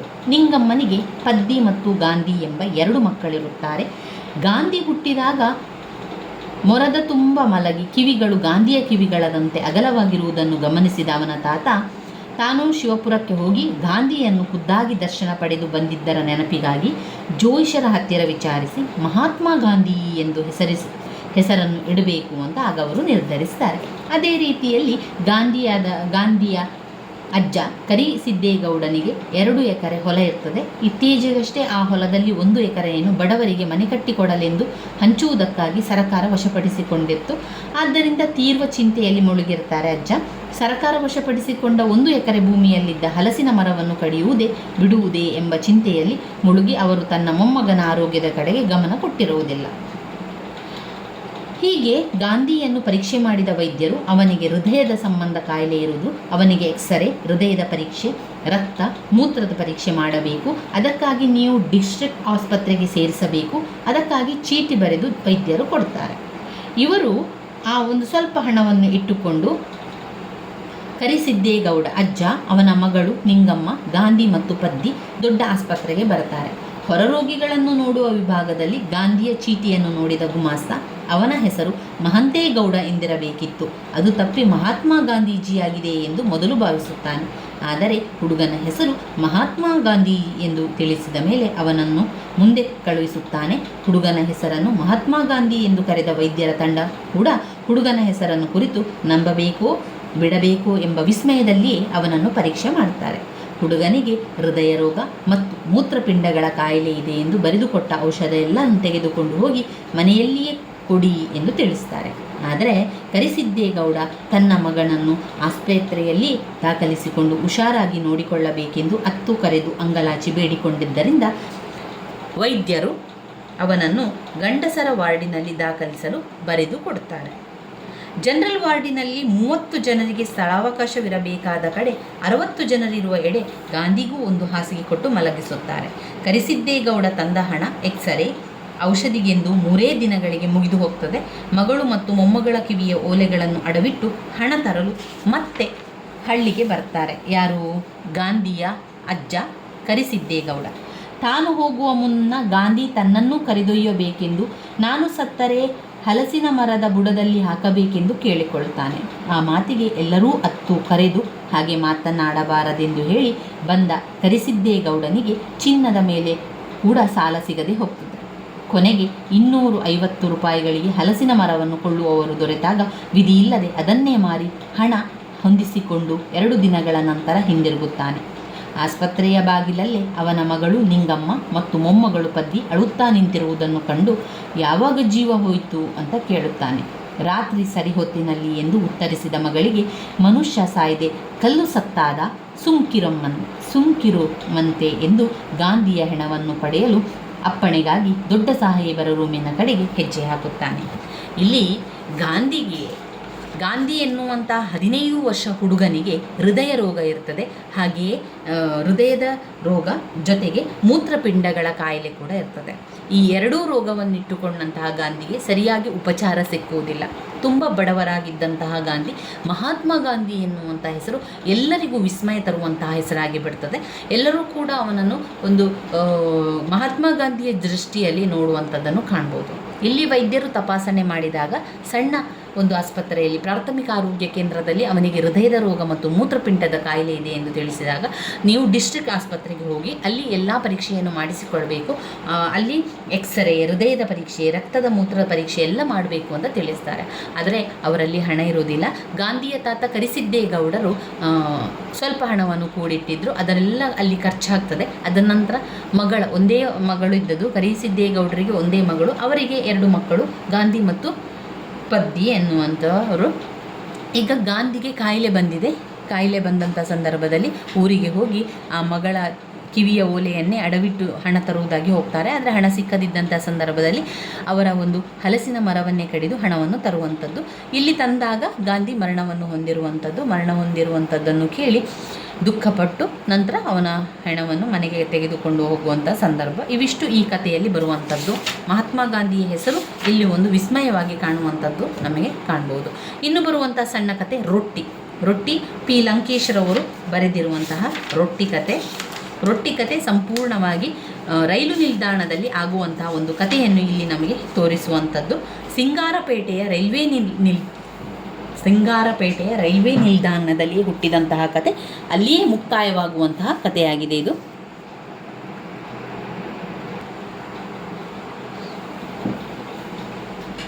ರೊಟ್ಟಿ ಕತೆ ಆರಂಭವಾಗುವಂಥದ್ದು ಸಿಂಗಾರಪೇಟೆಯ ರೈಲ್ವೆ ನಿಲ್ದಾಣದಲ್ಲಿ, ಹಾಗೆಯೇ ಮುಕ್ತಾಯಗೊಳ್ಳುವಂಥದ್ದು ಕೂಡ ಸಿಂಗಾರಪೇಟೆಯ ರೈಲ್ವೆ ನಿಲ್ದಾಣದಲ್ಲಿ. ಎಲ್ಲ ರೈಲ್ವೆ ನಿಲ್ದಾಣದಂತೆ ಸಿಂಗಾರಪೇಟೆಯ ರೈಲ್ವೆ ನಿಲ್ದಾಣದಲ್ಲಿ ಕೂಡ ತುಂಬ ಜನ ಓಡಾಡ್ತಾ ಇದ್ದರು. ತುಂಬ ಜನ ಕೂಲಿಯವರು, ಹಾಗೆಯೇ ತುಂಬ ಜನ ಅಲ್ಲಿ ಆಚೆಯಿಂದ ಈ ಕಡೆಗೆ ರೈಲಿಗಾಗಿ ಓಡ್ತಾ ಇದ್ರು. ಕೊಳಕು ಮೈ ಕಂಕುಳಲ್ಲಿ ಮಕ್ಕಳು, ಗೋಡೆಗಳ ಮೇಲೆಲ್ಲ ಅರ್ಥವಾಗದ ಬಣ್ಣದ ಚೀಟಿಗಳು, ಬೈದಾಟಗಳು. ಈ ಸ್ಟೇಷನ್ ಕಳೆದು ಊರಿನತ್ತ ಮುಖ ಮಾಡಿದರೆ ಸ್ಟೇಷನ್ನ ಹಿಂಭಾಗಕ್ಕೆ ನೆಲದಿಂದ ಆಕಾಶದ ತನಕ ಬಿಡುವಂಥ ಹೊಗೆ. ಊರೊಳಗೆ ಹೋದರೆ ಹತ್ತಾರು ಮೆರವಣಿಗೆಯ ಬ್ಯಾನರ್, ಬೋರ್ಡುಗಳು. ಇಂತಹ ವಾತಾವರಣ ಎಂತಹವರನ್ನು ಗೊಂದಲಕ್ಕೊಳಿಸುತ್ತದೆ. ಇಂತಹ ಸ್ಟೇಷನ್ನ ಒಳಗೆ ಮಗಳ ಬಾಳಂತನ ಮಾಡಲು ಬಂದಿದ್ದ 40ರ ಪ್ರಾಯದ ಹೆಂಗಸು ಒಬ್ಬಂಟಿಯಾಗಿ ರೈಲನ್ನು ಹಿಡಿಯಲು ಬಂದಿರುತ್ತಾಳೆ. 8 ದಿನದ ಹಿಂದೆ ಈ ಸ್ಟೇಷನ್ನು ಮೊದಲ ಬಾರಿಗೆ ನೋಡಿದ ಆ ಹೆಂಗಸು ಸ್ಟೇಷನ್ನನ್ನು, ಈ ವಾತಾವರಣದ ಅರ್ಥವನ್ನು ಗ್ರಹಿಸಲಾಗದೆ ಮಗಳು ಅಳಿಯನನ್ನು ಕೇಳಲು ನೋಡುತ್ತಾಳೆ. ಆದರೆ ಮಗಳು ಅಳಿಯನರಿಂದ ಅವರಿಗೆ ಉತ್ತರ ಸಿಗದೆ ಹಾಗೆ 8 ದಿನಗಳು ಬಾಳಂತನ ಮುಗಿಸಿ ಹಿಂದಿರುಗಿರುತ್ತಾಳೆ. ಪ್ರಯಾಣದ ಸೌಕರ್ಯಕ್ಕೆಂದು ಅವಳಿಗೆ ಮಗಳು ಕೆಲವು ರೊಟ್ಟಿಗಳನ್ನು, ಹಣ್ಣುಗಳನ್ನು ಕಟ್ಟಿಕೊಟ್ಟಿರುತ್ತಾಳೆ. ಇಲ್ಲಿ ಸಿಂಗಾರಪೇಟೆ ರೈಲ್ವೆ ನಿಲ್ದಾಣದಲ್ಲಿ ಆಗುವಂಥ ಈ ಒಂದು ಕಥೆಯಾಗಿದೆ. ಇಲ್ಲಿ 40ರ ಪ್ರಾಯದ ಹೆಂಗಸೊಬ್ಬಳು ತನ್ನ ಮಗಳ ಬಾಳಂತನಕ್ಕೆಂದು ಬರುವಂಥದ್ದು. ಅವಳು ಆ ರೈಲ್ವೆ ಸ್ಟೇಷನ್ನಲ್ಲಿ, ಸಿಂಗಾರಪೇಟೆ ರೈಲ್ವೆ ಸ್ಟೇಷನ್ನಲ್ಲಿ ಇಳಿದು ಮಗಳ ಬಾಳಂತನಕ್ಕೆಂದು ಬರ್ತಾಳೆ 8 ದಿವಸದ ಮೊದಲು. ಹಳೆಯ ಮಗಳಲ್ಲಿ ಕೇಳಿದಾಗ, ಇದೇನು ಇಷ್ಟು ಸ್ಟೇಷನ್, ಇಷ್ಟೊಂದು ಗಜಿಬಿಜಿ ಇದೆ, ಗಲಿಬಿಲಿ ಇದೆ, ಇಷ್ಟೊಂದು ಜನರಿದ್ದಾರೆ, ಇಷ್ಟೊಂದು ರಶ್ ಇದೆ ಅಲ್ಲಿ ಅಂತ ಕೇಳಿದಾಗ ಅವರಿಂದ ಯಾವುದೇ ಉತ್ತರ ಅವರಿಗೆ ಸಿಗೋದಿಲ್ಲ, ಅವರಿಗೂ ಕೂಡ ಗೊತ್ತಿರೋದಿಲ್ಲ. ನಂತರ 8 ದಿವಸ ಬಾಳಂತನ ಮುಗಿಸಿ ಪುನಃ ಊರಿಗೆ ವಾಪಸ್ಸಾಗುವಂತಹ ಸಂದರ್ಭದಲ್ಲಿ ಆ ಮಗಳು ರೊಟ್ಟಿಯನ್ನು ಹಾಗೆ ಹಣ್ಣುಗಳನ್ನೆಲ್ಲ ಕಟ್ಟಿಕೊಟ್ಟಿದ್ದಳು. 4 ಮೈಲು ಮನೆಯಿಂದ ನಡೆದೇ ಬಂದಿದ್ದಂತಹ ಅವಳು ವಿಪರೀತ ಆಯಾಸ ಆಗಿದ್ಲು. ಎಲ್ಲೂ ನಿಲ್ಲಲು ಕೂಡ ಜಾಗ ಇರಲಿಲ್ಲ, ಕೂತ್ಕೊಳ್ಳಿಕ್ಕೂ ಕೂಡ ಅಲ್ಲಿ ಸ್ಥಳ ಇರಲಿಲ್ಲ. ಇದರಿಂದ ಬೇಸತ್ತ ಅವಳು ಒಂದು ಕಂಬಕ್ಕೆ ಹೊರಗೆ ನಿಂತಿರ್ತಾಳೆ. ಕಂಬಕ್ಕೆ ಹೊರಗೆ ನಿಂತು ಆ ಕಂಬರ ಹತ್ತಿರವೇ ಇದ್ದಂತಹ ಒಬ್ಬ ತುಂಬು ಕೂದಲಿನಂತಹ ವ್ಯಕ್ತಿ, ಒಬ್ಬ ಭಯಭೀತರಾಗಿ ಒಬ್ಬ ವ್ಯಕ್ತಿ ನಿಂತಿದ್ದ. ಅವನೇನು ಮಾಡ್ತಾನೆ, ಇವಳು ತಂದಿದ್ದಂತಹ ರೊಟ್ಟಿ ಹಣ್ಣುಗಳನ್ನು ಕಿತ್ತುಕೊಳ್ತಾನೆ. ಅವನು ತುಂಬನೇ ಭಯಭೀತನಾಗಿದ್ದ. ಜ್ವರದಿಂದ ಸೋತು ಹೋಗಿದ್ದಂತಹ ಮುಖ, ಕಣ್ಣುಗಳ ಸುತ್ತ ದೊಡ್ಡ ಕಂದಕಗಳು, ಲೆಕ್ಕವಿಲ್ಲದಷ್ಟು ಗೆರೆಗಳು, ಮುಖದ ತುಂಬ ಕೋಪ, ನೋವು. ಆ ವ್ಯಕ್ತಿಯ ಬಗ್ಗೆ ಸುತ್ತ ಯಾರಿಗಾದರೂ ಹೇಳಬೇಕೆಂದು ನೋಡಿದರೆ ಅವಳ ತಳಮಣ ಲೆಕ್ಕಿಸದೆ ತಮ್ಮ ಪಾಡಿಗೆ ತಾವು ಹೋಗುವ ವ್ಯಕ್ತಿಗಳು.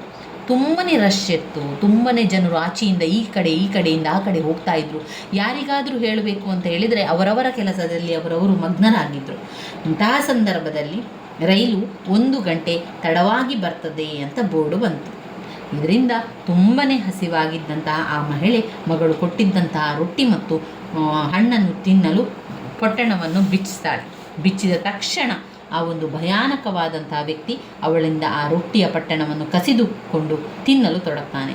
ಕ್ಷಣದಲ್ಲಿ ನಡೆದು ಹೋದಂತಹ ಆ ಸಂಗತಿಯಿಂದ ಬೆಚ್ಚಿ ಬಿದ್ದಂತಹ ಅವಳು ಕಳ್ಳ ಕಳ್ಳ ಕಳ್ಳ ಅಂತ ಬೊಬ್ಬೆ ಹಾಕ್ತಾಳೆ. ಅವಳ ಸುತ್ತ ನೆರೆದ ಜನರೆಲ್ಲರೂ ಅವಳ ಹತ್ತಿರ ಬಂದು ಅವಳ ಆತಂಕ, ಭಯಕ್ಕೆ ಸ್ಪಂದಿಸದೆ ಹಸಿದಿರುವಂತಹ ಆ ರೊಟ್ಟಿಯನ್ನು ಕಿತ್ತು ತಿಂದಂತಹ ಅವನಿಗೆ ಹೊಡಿತಾರೆ. ಅನ್ಯಾಯವಲ್ಲ ತೊಡಗುತ್ತದೆ.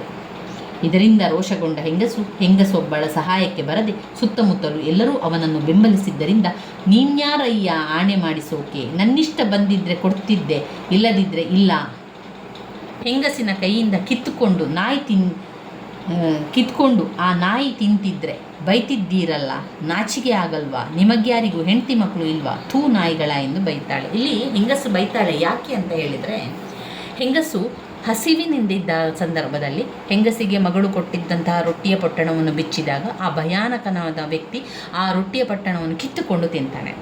ಆಗ ಅವಳು ಕಳ್ಳ ಕಳ್ಳ ಅಂತ ಬೊಬ್ಬೆ ಹಾಕಿದ್ರು ಕೂಡ ಅಲ್ಲಿರುವಂಥ ಜನರೆಲ್ಲ ಬಂದು ರೊಟ್ಟಿಯನ್ನೇ ತಿನ್ನಲಿ ಅಂತ ಹೇಳ್ತಾರೆ ಅಷ್ಟೇ ವಿನಃ ಯಾರು ಕೂಡ ಹೆಂಗಸಿಗೆ ಅಲ್ಲಿ ಸಹಾಯವನ್ನು ಮಾಡುವುದಿಲ್ಲ.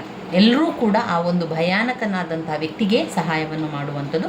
ಎಲ್ಲರೂ ಕೂಡ ಹೇಳ್ತಾರೆ, ತಿಂದದು ರೊಟ್ಟಿ ಅಲ್ವಾ, ತಿನ್ನಲಿ, ಅವನಿಗೆ ಹಸಿವಾಗ್ತಾ ಇತ್ತು ಅಂತ ಹೇಳ್ತಾರೆ. ಆದರೆ ಹೆಂಗಸಿಗೆ ಅಂಥ ಸಂದರ್ಭದಲ್ಲಿ ತುಂಬಾ ಸಿಟ್ಟು ಬರ್ತದೆ, ತುಂಬನೇ ಬೈತಾರೆ. ನಾಯಿ ತಿಂತಿದ್ರೆ ಆ ಒಂದು ನಾಯಿ ತಿಂತಿದೆಯಲ್ಲ ಅದಕ್ಕೆ ನೀವು ಬೈರಿ, ನನ್ನನ್ನೇನು ಹೇಳ್ತಾ ಇದ್ದೀರಿ? ಅದು ಕಿತ್ತುಕೊಂಡು ತಿನ್ನಬಾರ್ದು, ನಾನು ಕೊಟ್ಟಿದ್ರೆ ಸರಿ, ಆದರೆ ನನ್ನ ಕೈಯಿಂದ ಕಿತ್ಕೊಂಡು ಅದು ತಿಂತಾ ಇದೆ ಅಲ್ವಾ, ಅಂಥ ಸಂದರ್ಭದಲ್ಲಿ ನೀವು ಅವರಿಗೆ ಬೈಬೇಕು, ನನ್ನನ್ನು ಯಾಕೆ ಹೇಳ್ತಾ ಇದ್ದೀರಿ ಅಂತ ಜೋರು ಮಾಡ್ತಾರೆ. ಇದರಿಂದ ರೋಷಗೊಂಡಂತಹ ಗುಂಪು ಏನು ಮಾಡ್ತದೆ, ಅವಳ ಟ್ರಂಕು ಬ್ಯಾಗ್ ಕಿತ್ತುಕೊಂಡು ಅವಳನ್ನು ಹೊಡೆಯಲು ಮುನ್ನುಗ್ತಾರೆ. ಅಲ್ಲಿದ್ದಂತಹ ಜನರು ಅವನಿಗೆ ಸಪೋರ್ಟ್ ಮಾಡ್ತಾರೆ ಇಷ್ಟ, ಹೆಂಗಸಿಗೆ ಸಪೋರ್ಟ್ ಮಾಡೋದಿಲ್ಲ. ಅವಳ ಟ್ರಂಕನ್ನು ಎಲ್ಲ ಎಳಿಲಿಕ್ಕೆ ಹೋಗ್ತಾರೆ. ಆಗ ಅಲ್ಲಿಗೆ ಬಂದಂತಹ ಪೊಲೀಸ್ ಬರ್ತಾರೆ. ಆಗ ಹೆಂಗಸಿಗೆ ಧೈರ್ಯ ಬರ್ತದೆ. ಆದರೆ ಪೊಲೀಸರು ಬಂದು ಏನು ಮಾಡ್ತಾರೆ, ಅವಳ ಭಯ ಅಸಹಾಯಕತೆ ಅಳುವಾಗಿ ಪರಿಣಮಿಸಿ ಅವಳು ಜೋರಾಗಿ ಅಳತೊಡಗ್ತಾಳೆ. ಪೊಲೀಸರು ಬಂದು ಅವಳಿಂದ ಬ್ಯಾಗನ್ನು ಕಸಿದುಕೊಂಡು ಆ ಭಿಕ್ಷುಕನಿಗೆ ರಕ್ತ ಬರುವ ಹಾಗೆ ಹೊಡಿತಾರೆ. ಜನ ಪೊಲೀಸಿನವರ ದೊಣ್ಣೆ ಹಿಡಿದುಕೊಂಡು ಯಾಕೆ ಹೊಡೆದ್ರಿ ಎಂದು ಅವನ ವಿರುದ್ಧ ತಿರುಗಿ ಬೀಳತೊಡಗ್ತಾರೆ. ಆಗ ಹೆಂಗಸು ಯಾರನ್ನೂ ಹೊಡಿಬೇಡಿ ಎಂದು ಕೇಳಿಕೊಳ್ಳುತ್ತಾಳೆ. ಕಳ್ಳನ ಬಳಿಗೆ ಹೋಗಿ ತಾನೇ ಚೀಲದಿಂದ ಹಣ್ಣು ತೆಗೆದುಕೋ, ಸ್ನೋ ಪೌಡರ್ ಎಲ್ಲ ತೆಗೆದು ಕಳ್ಳನಿಗೆ ಸುತ್ತಲಿನ ಎಲ್ಲರಿಗೂ ಕೊಡಬೇಕೆಂದು ಅಂತಃಕರಣದಿಂದ ಹೋದರೆ ಯಾರೂ ಅವಳಿಂದ ಏನನ್ನೂ ತೆಗೆದುಕೊಳ್ಳುವುದಿಲ್ಲ. ಆಗ ಅಲ್ಲಿಗೆ ಇದ್ದಕ್ಕಿದ್ದಂತೆ ಮಿಲಿಟರಿ ವ್ಯಾನ್ ಒಂದು ಬರ್ತದೆ. ಇದರಿಂದ ಶಕ್ತಿ ಪಡೆದ ಪೊಲೀಸ್ ಸುತ್ತಲೂ ಜನರನ್ನು ಚದುರಿಸಲು ಲಾಠಿ ಬೀಸತೊಡಗ್ತಾರೆ. ಹೆಂಗಸು ಹೊಡೆಯಬಿಡಿ ಎಂದು ಪ್ರತಿಭಟಿಸುತ್ತಿದ್ದರೂ ಅವಳ ಮೇಲೆ ಕಾಮುಕ ದೃಷ್ಟಿ ಬೀರಿದ ಪೊಲೀಸ್ ಅವಳನ್ನು ರಿಸರ್ವ್ ದಳಕ್ಕೆ ಒಪ್ಪಿಸ್ತಾರೆ. ಆಗ ಅವಳಿಗೆ ತಾನು ಜನರೊಂದಿಗೆ ಇರಬೇಕಿತ್ತು, ತಾನು ಜನರಿಗೆ ಒಂದಾಗಬೇಕಿತ್ತು ಅಂತ ಯೋಚನೆ ಮಾಡ್ತಾಳೆ. ಈ ಪೊಲೀಸರನ್ನು ಪ್ರತಿಭಟಿಸಿ ಪಾರಾಗಬೇಕು, ಭಿಕ್ಷುಕನಿಗೆ ಆಹಾರ ನೀಡಬೇಕು ಎಂದು ಅವಳಿಗೆ ದುಃಖ ಉಕ್ಕಿ ಬರ್ತದೆ. ಅಂತಃಕರಣಕ್ಕೆ ಅವಕಾಶವಿಲ್ಲದಾಗಿದೆ. ಈ ಪೊಲೀಸರ ಅಸಹ್ಯ ರಕ್ಷಣೆ ಸಹಿಸಬೇಕಾಗ್ತದೆ. ನೋಡಿ, ಈ ಕಥೆಯಲ್ಲಿ ನಿಮ್ಗೆ ಏನು ಅರ್ಥ ಆಯಿತು ಅಂತ ಹೇಳಿದರೆ, ಹೆಂಗಸೊಬ್ಬಳು ರೊಟ್ಟಿ ತಂದಿದ್ಲು. ಆ ರೊಟ್ಟಿಯನ್ನು ಒಬ್ಬ ವ್ಯಕ್ತಿ ಕಸಿದುಕೊಂಡು ಅವನು ತಿಂತಾನೆ. ಅದಕ್ಕೆ ಆ ಹೆಂಗಸ ಏನು ಮಾಡ್ತಾಳೆ, ಬೊಬ್ಬಿಡುತ್ತಾಳೆ.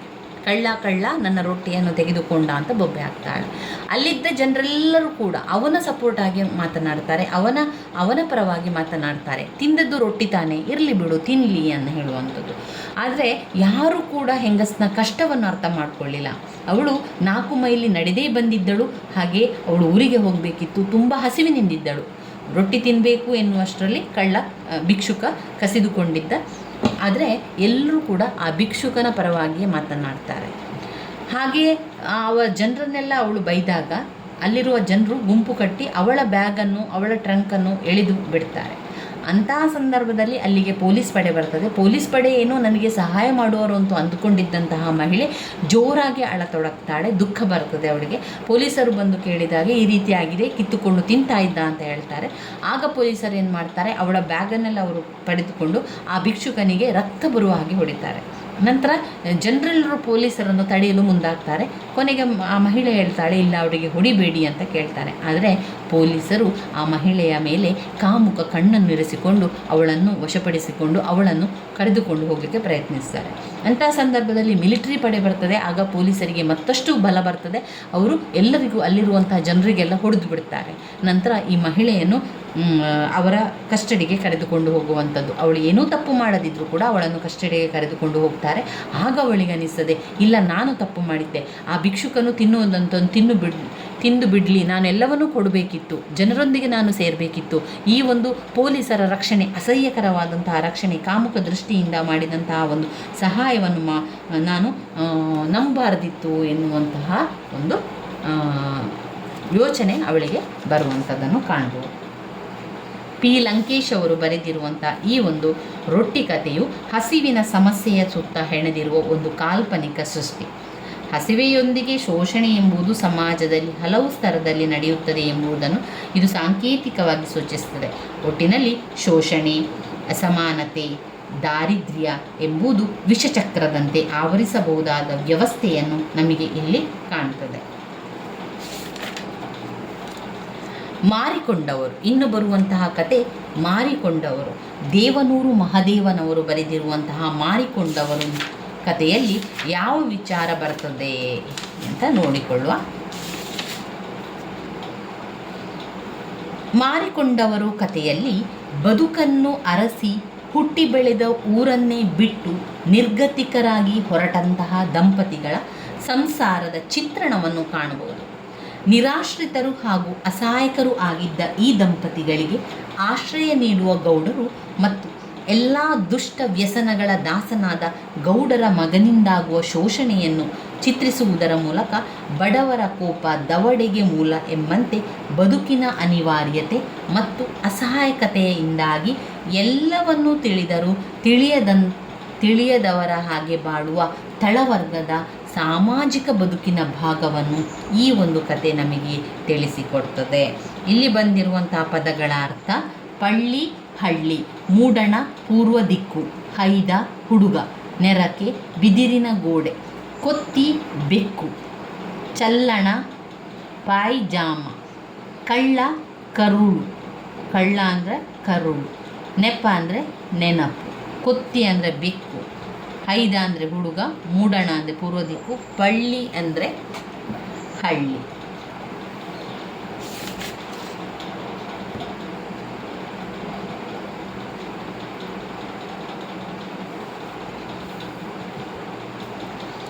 ಮಾರಿಕೊಂಡವರು, ಇಲ್ಲಿ ದಂಪತಿಗಳಿಬ್ಬರ ಕತೆ. ಎಲ್ಲವನ್ನು ಕಳೆದುಕೊಂಡಂತಹ ಗಂಡ ಹೆಂಡತಿ ತಮ್ಮ ಊರನ್ನು ಬಿಟ್ಟು ಬೇರೆ ಊರಿಗೆ ಸಂಚರಿಸ್ತಾರೆ. ಅವರಿಗೆ ಎಲ್ಲಿ ಹೋಗಬೇಕು ಅಂತ ಗೊತ್ತಿಲ್ಲ, ಯಾರ ಮನೆಗೆ ಹೋಗಬೇಕು ಅಂತ ಗೊತ್ತಿಲ್ಲ, ಕೈಯಲ್ಲಿ ಕೆಲಸ ಇಲ್ಲ, ಕೈಯಲ್ಲಿ ಹಣ ಇಲ್ಲ. ಒಟ್ಟಿನಲ್ಲಿ ಅವರು ರೈಲು ಹತ್ತಿ ಕುಳಿತುಕೊಳ್ಳುವಂಥದ್ದು.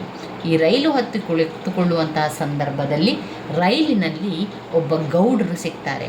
ಆ ಗೌಡರು ಮಾತನಾಡಿಸ್ತಾ, ನಮ್ಮ ಊರಿಗೆ ಬನ್ನಿ, ನಮ್ಮ ತೋಟವನ್ನು ನೋಡಿಕೊಂಡು ಇರಿ, ನಮ್ಮ ತೋಟದಲ್ಲಿ ಒಂದು ತೋಟದ ಮನೆ ಇದೆ, ಆ ತೋಟದ ಮನೆಯಲ್ಲಿ ನೀವು ಇದ್ದುಕೊಂಡು ತೋಟವನ್ನು ನೋಡಿಕೊಳ್ಳಿ ಎಂದು ಹೇಳ್ತಾರೆ. ಗೌಡರ ಮಾತಿಗೆ ಬೆಲೆ ಕೊಟ್ಟು ಒಂದು ನೆಲೆಯಾಯಿತು, ನಮಗೂ ಒಂದು ಜೀವನಕ್ಕೆ ಆಯಿತು ಅಂತ ಹೇಳಿ ಗೌಡರು ಹೇಳಿದಂತೆ ಅವರ ಮನೆಗೆ ಬಂದು ಇರ್ತಾರೆ. ಆ ಮನೆಯಲ್ಲಿದ್ದಂತಹ ಸಂದರ್ಭದಲ್ಲಿ ಅವರ ಮಗನಿಗೆ ಕೂಡ ಅವರಿರುವಂಥದ್ದು ಗೊತ್ತಾಗ್ತದೆ. ಆದರೆ ಗೌಡರ ಮಗ ತುಂಬಾ ವ್ಯಸನಗಳಿಗೆ ತುತ್ತಾಗಿದ್ದ, ಬೇರೆ ಬೇರೆ ಅಭ್ಯಾಸಗಳನ್ನು ಇಟ್ಟುಕೊಂಡಿದ್ದ. ಅವನು ಬಂದು ಶೋಷಣೆಯನ್ನು ಮಾಡ್ತಾ ಇದ್ದ. ದಂಪತಿಗಳನ್ನು ಬೇರೆ ಬೇರೆ ಕೆಲಸಗಳಿಗೆ ಉಪಯೋಗಿಸಿಕೊಳ್ತಾ ಇದ್ದ. ಕುಡಿಯುವಂಥದ್ದು, ಆಮೇಲೆ ಅಲ್ಲಿ ಬೇರೆ ಬೇರೆ ಪದಾರ್ಥಗಳನ್ನು ಮಾಡಿ ತಿನ್ನುವಂಥದ್ದು, ಹಾಗೆಯೇ ಅವಳ ಜೊತೆಗೆ, ಹೆಂಡತಿಯ ಜೊತೆಗೆ ಆ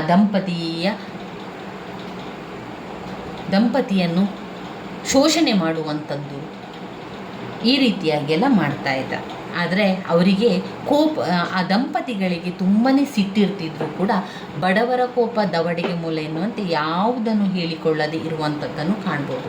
ಯಾಕಂದರೆ ಅವರಿಗೆ ಬೇರೆ ನೆಲೆ ಇಲ್ಲ, ಏನೂ ದಿಕ್ಕಿಲ್ಲದಂತಹ ಸಂದರ್ಭದಲ್ಲಿ ಗೌಡರು ಅವರ ಪಾಲಿಗೆ ಬಂದು ದೇವರಾಗಿ ಬಂದು ಒಂದು ನೆಲೆಯನ್ನಾಗಿ ಮಾಡಿಕೊಟ್ಟಂತಹ ಸಂದರ್ಭದಲ್ಲಿ ಗೌಡರ ಮಗ ಬಂದು ಈ ರೀತಿ ಮಾಡುವುದನ್ನು ಅವರು ಸಹಿಸಿಕೊಂಡು ಹೋಗುವಂತಹ ಕಥೆಯಾಗಿದೆ.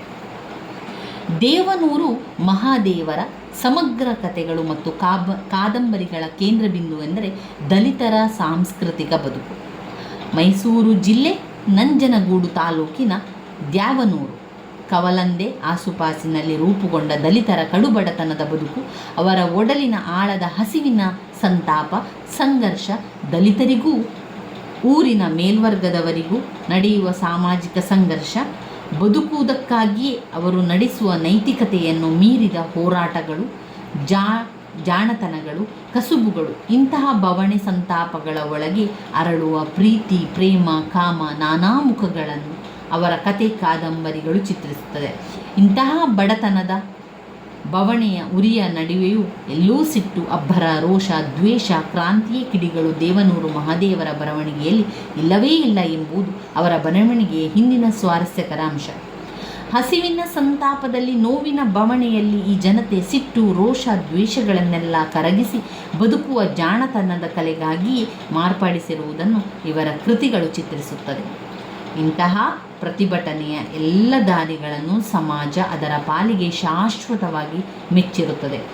ಬಡವನ ಕೋಪ ದವಡೆಗೆ ಮೂಲ ಎಂಬುದನ್ನು ರಕ್ತದಲ್ಲಿ ಅರಗಿಸಿಕೊಂಡಿರುವಂತಹ ಈ ಜನತೆಯ ಸಮಗ್ರ ದೃಷ್ಟಿ ಮುಂದಿನ ಹೊತ್ತಿನ ಊಟವನ್ನು ದಕ್ಕಿಸಿಕೊಳ್ಳುವ ಎಡೆ ಮಾತ್ರವಿರುತ್ತದೆ.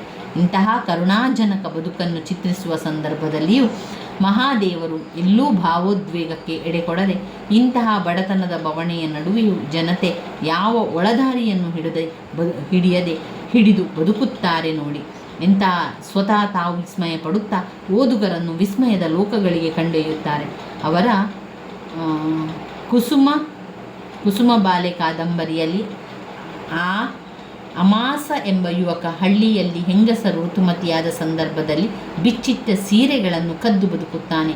ಪ್ರಸ್ತುತ ಮಾರಿಕೊಂಡವರು ಕಥೆಯಲ್ಲಿ ಲಕ್ಷ್ಮಿಗೆ ದನಿಯಾದ ಕಿಟ್ಟಪ್ಪನಿಗೆ ತನ್ನ ದೇಹವನ್ನು ನೀಡುವುದು ಎಂದೂ ಕಡೆಗಣಿಸುವುದಿಲ್ಲ. ಅದು ಬಾಳ್ವೆಗಾಗಿ, ಅನ್ನಕ್ಕಾಗಿ ಅವರನ್ನು ಆಶ್ರಯಿಸಿದಂತೆ ತೀರಾ ಒಪ್ಪಿಕೊಂಡ ಕಾರ್ಯ. ಬೀರನ ರೋಷ ಕ್ರೋಧಗಳೆಲ್ಲ ಕುಡಿತದ ಅಮಲಿನಲ್ಲಿಯೇ ಮಾತ್ರ ಹೊರಬಂದು ಬೆಳಗಾಗುತ್ತಲೇ ಎಂದಿನಂತೆ ನಿಷ್ಠಾವಂತ ಸೇವಕನಾಗಿರುತ್ತಾನೆ. ಬೀರ ಮತ್ತು ಲಕ್ಷ್ಮಿ ಇವರು ದಂಪತಿಗಳು. ಬೀರ ಮತ್ತು ಲಕ್ಷ್ಮಿ ದಂಪತಿಗಳು ಇವರಿಬ್ಬರಿಗೆ ಆಶ್ರಯವನ್ನು ಕೊಡುವಂಥವರು ಗೌಡರು. ಇವರಿಬ್ಬರಿಗೂ ಗೊತ್ತು ಇದೆಯಲ್ಲ, ಪ್ರತಿಭಟಿಸಿದರೆ ತಮಗೆ ಅನ್ನದ ದಾರಿ ಶಾಶ್ವತವಾಗಿ ಮುಚ್ಚಿ ಹೋಗ್ತದೆ. ಬೀರ ಮತ್ತು ಲಕ್ಷ್ಮಿ ತಮ್ಮ ಊರಿನಲ್ಲಿ ಎಲ್ಲವನ್ನು ಕಳೆದುಕೊಂಡು ಬರಿ ಕೈಯಲ್ಲಿ ರೈಲಿಗೆ ಹತ್ತಿದವರು. ಅವರಿಗೆ ಸಹಾಯವನ್ನು ಮಾಡಿದವರು ಗೌಡರು. ಅಂತಹ ಸಂದರ್ಭದಲ್ಲಿ ಗೌಡರ ಮಗನ ಅಸಹ್ಯಕರವಾದ ವರ್ತನೆಯನ್ನು ಅವರು ಎಲ್ಲೂ ಬಿಟ್ಟಿಕೊಡುವುದಿಲ್ಲ. ಲಕ್ಷ್ಮಿ ಮತ್ತು ಬೀರ ಎಲ್ಲವನ್ನು ಸಹಿಸಿಕೊಂಡು ಬೆಳಗಾಗುವಷ್ಟರಲ್ಲಿ ಮತ್ತೆ ಮೊದಲಿನ ಜೀವನವನ್ನು ಆರಂಭಿಸುತ್ತಾರೆ. ಎಲ್ಲವೂ ಅನ್ನಕ್ಕಾಗಿ, ಎಲ್ಲವೂ ಜೀವನಕ್ಕಾಗಿ.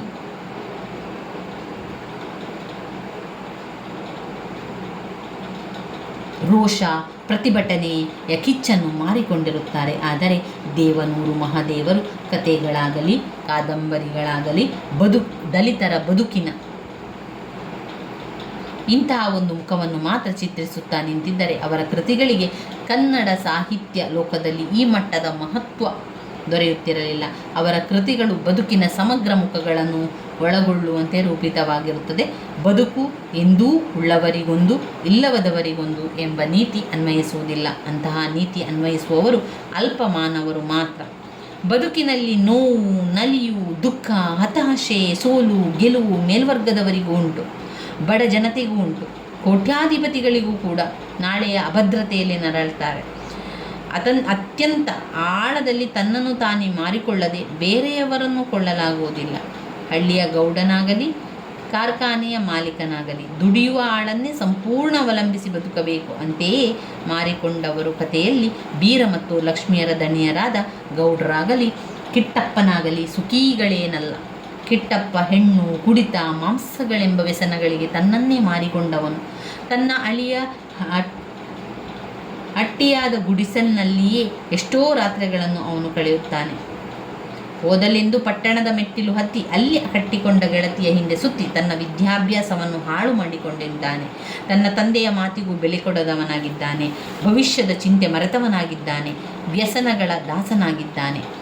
ಇನ್ನು ಗೌಡರು ಇದ್ದ ಒಬ್ಬ ಮಗನ ವ್ಯಸನದ ಬದುಕಿನಿಂದಾಗಿ ಜೀವನದಲ್ಲಿ ಸೋತು ಹೋಗಿದ್ದಾರೆ. ಅವರ ಈ ಮಾತುಗಳು ಅದಕ್ಕೆ ನಿದರ್ಶನವಾಗಿರುವಂಥದ್ದು.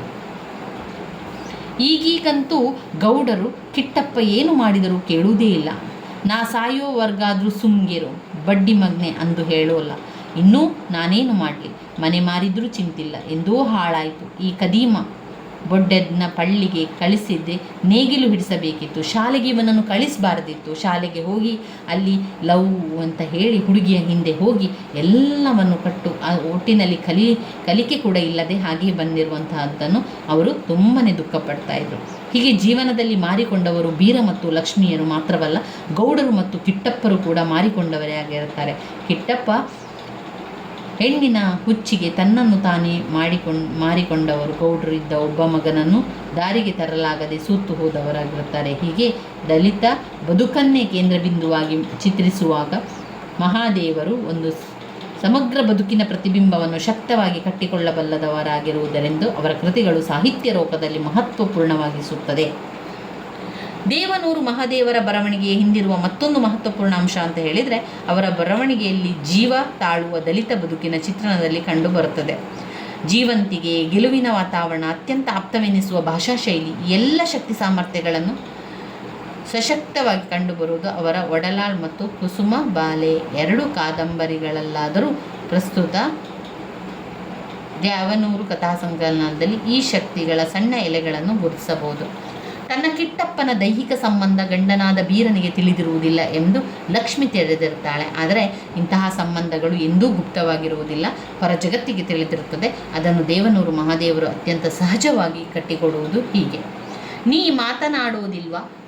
ನನಗೊಂದು ಯಾಕೆ ಮಾತನಾಡ್ತಿ ಹೇಳು, ಕಿಟ್ಟಪ್ಪನೊಂದಿಗೆ ಮಾತನಾಡು, ಅವನ ಜೊತೆಗೆ ಇರು ಅಂತ ಲಕ್ಷ್ಮಿಗೆ ಹೇಳಿದಾಗ ಲಕ್ಷ್ಮಿಗೆ ತುಂಬಾ ನೋವಾಗ್ತದೆ.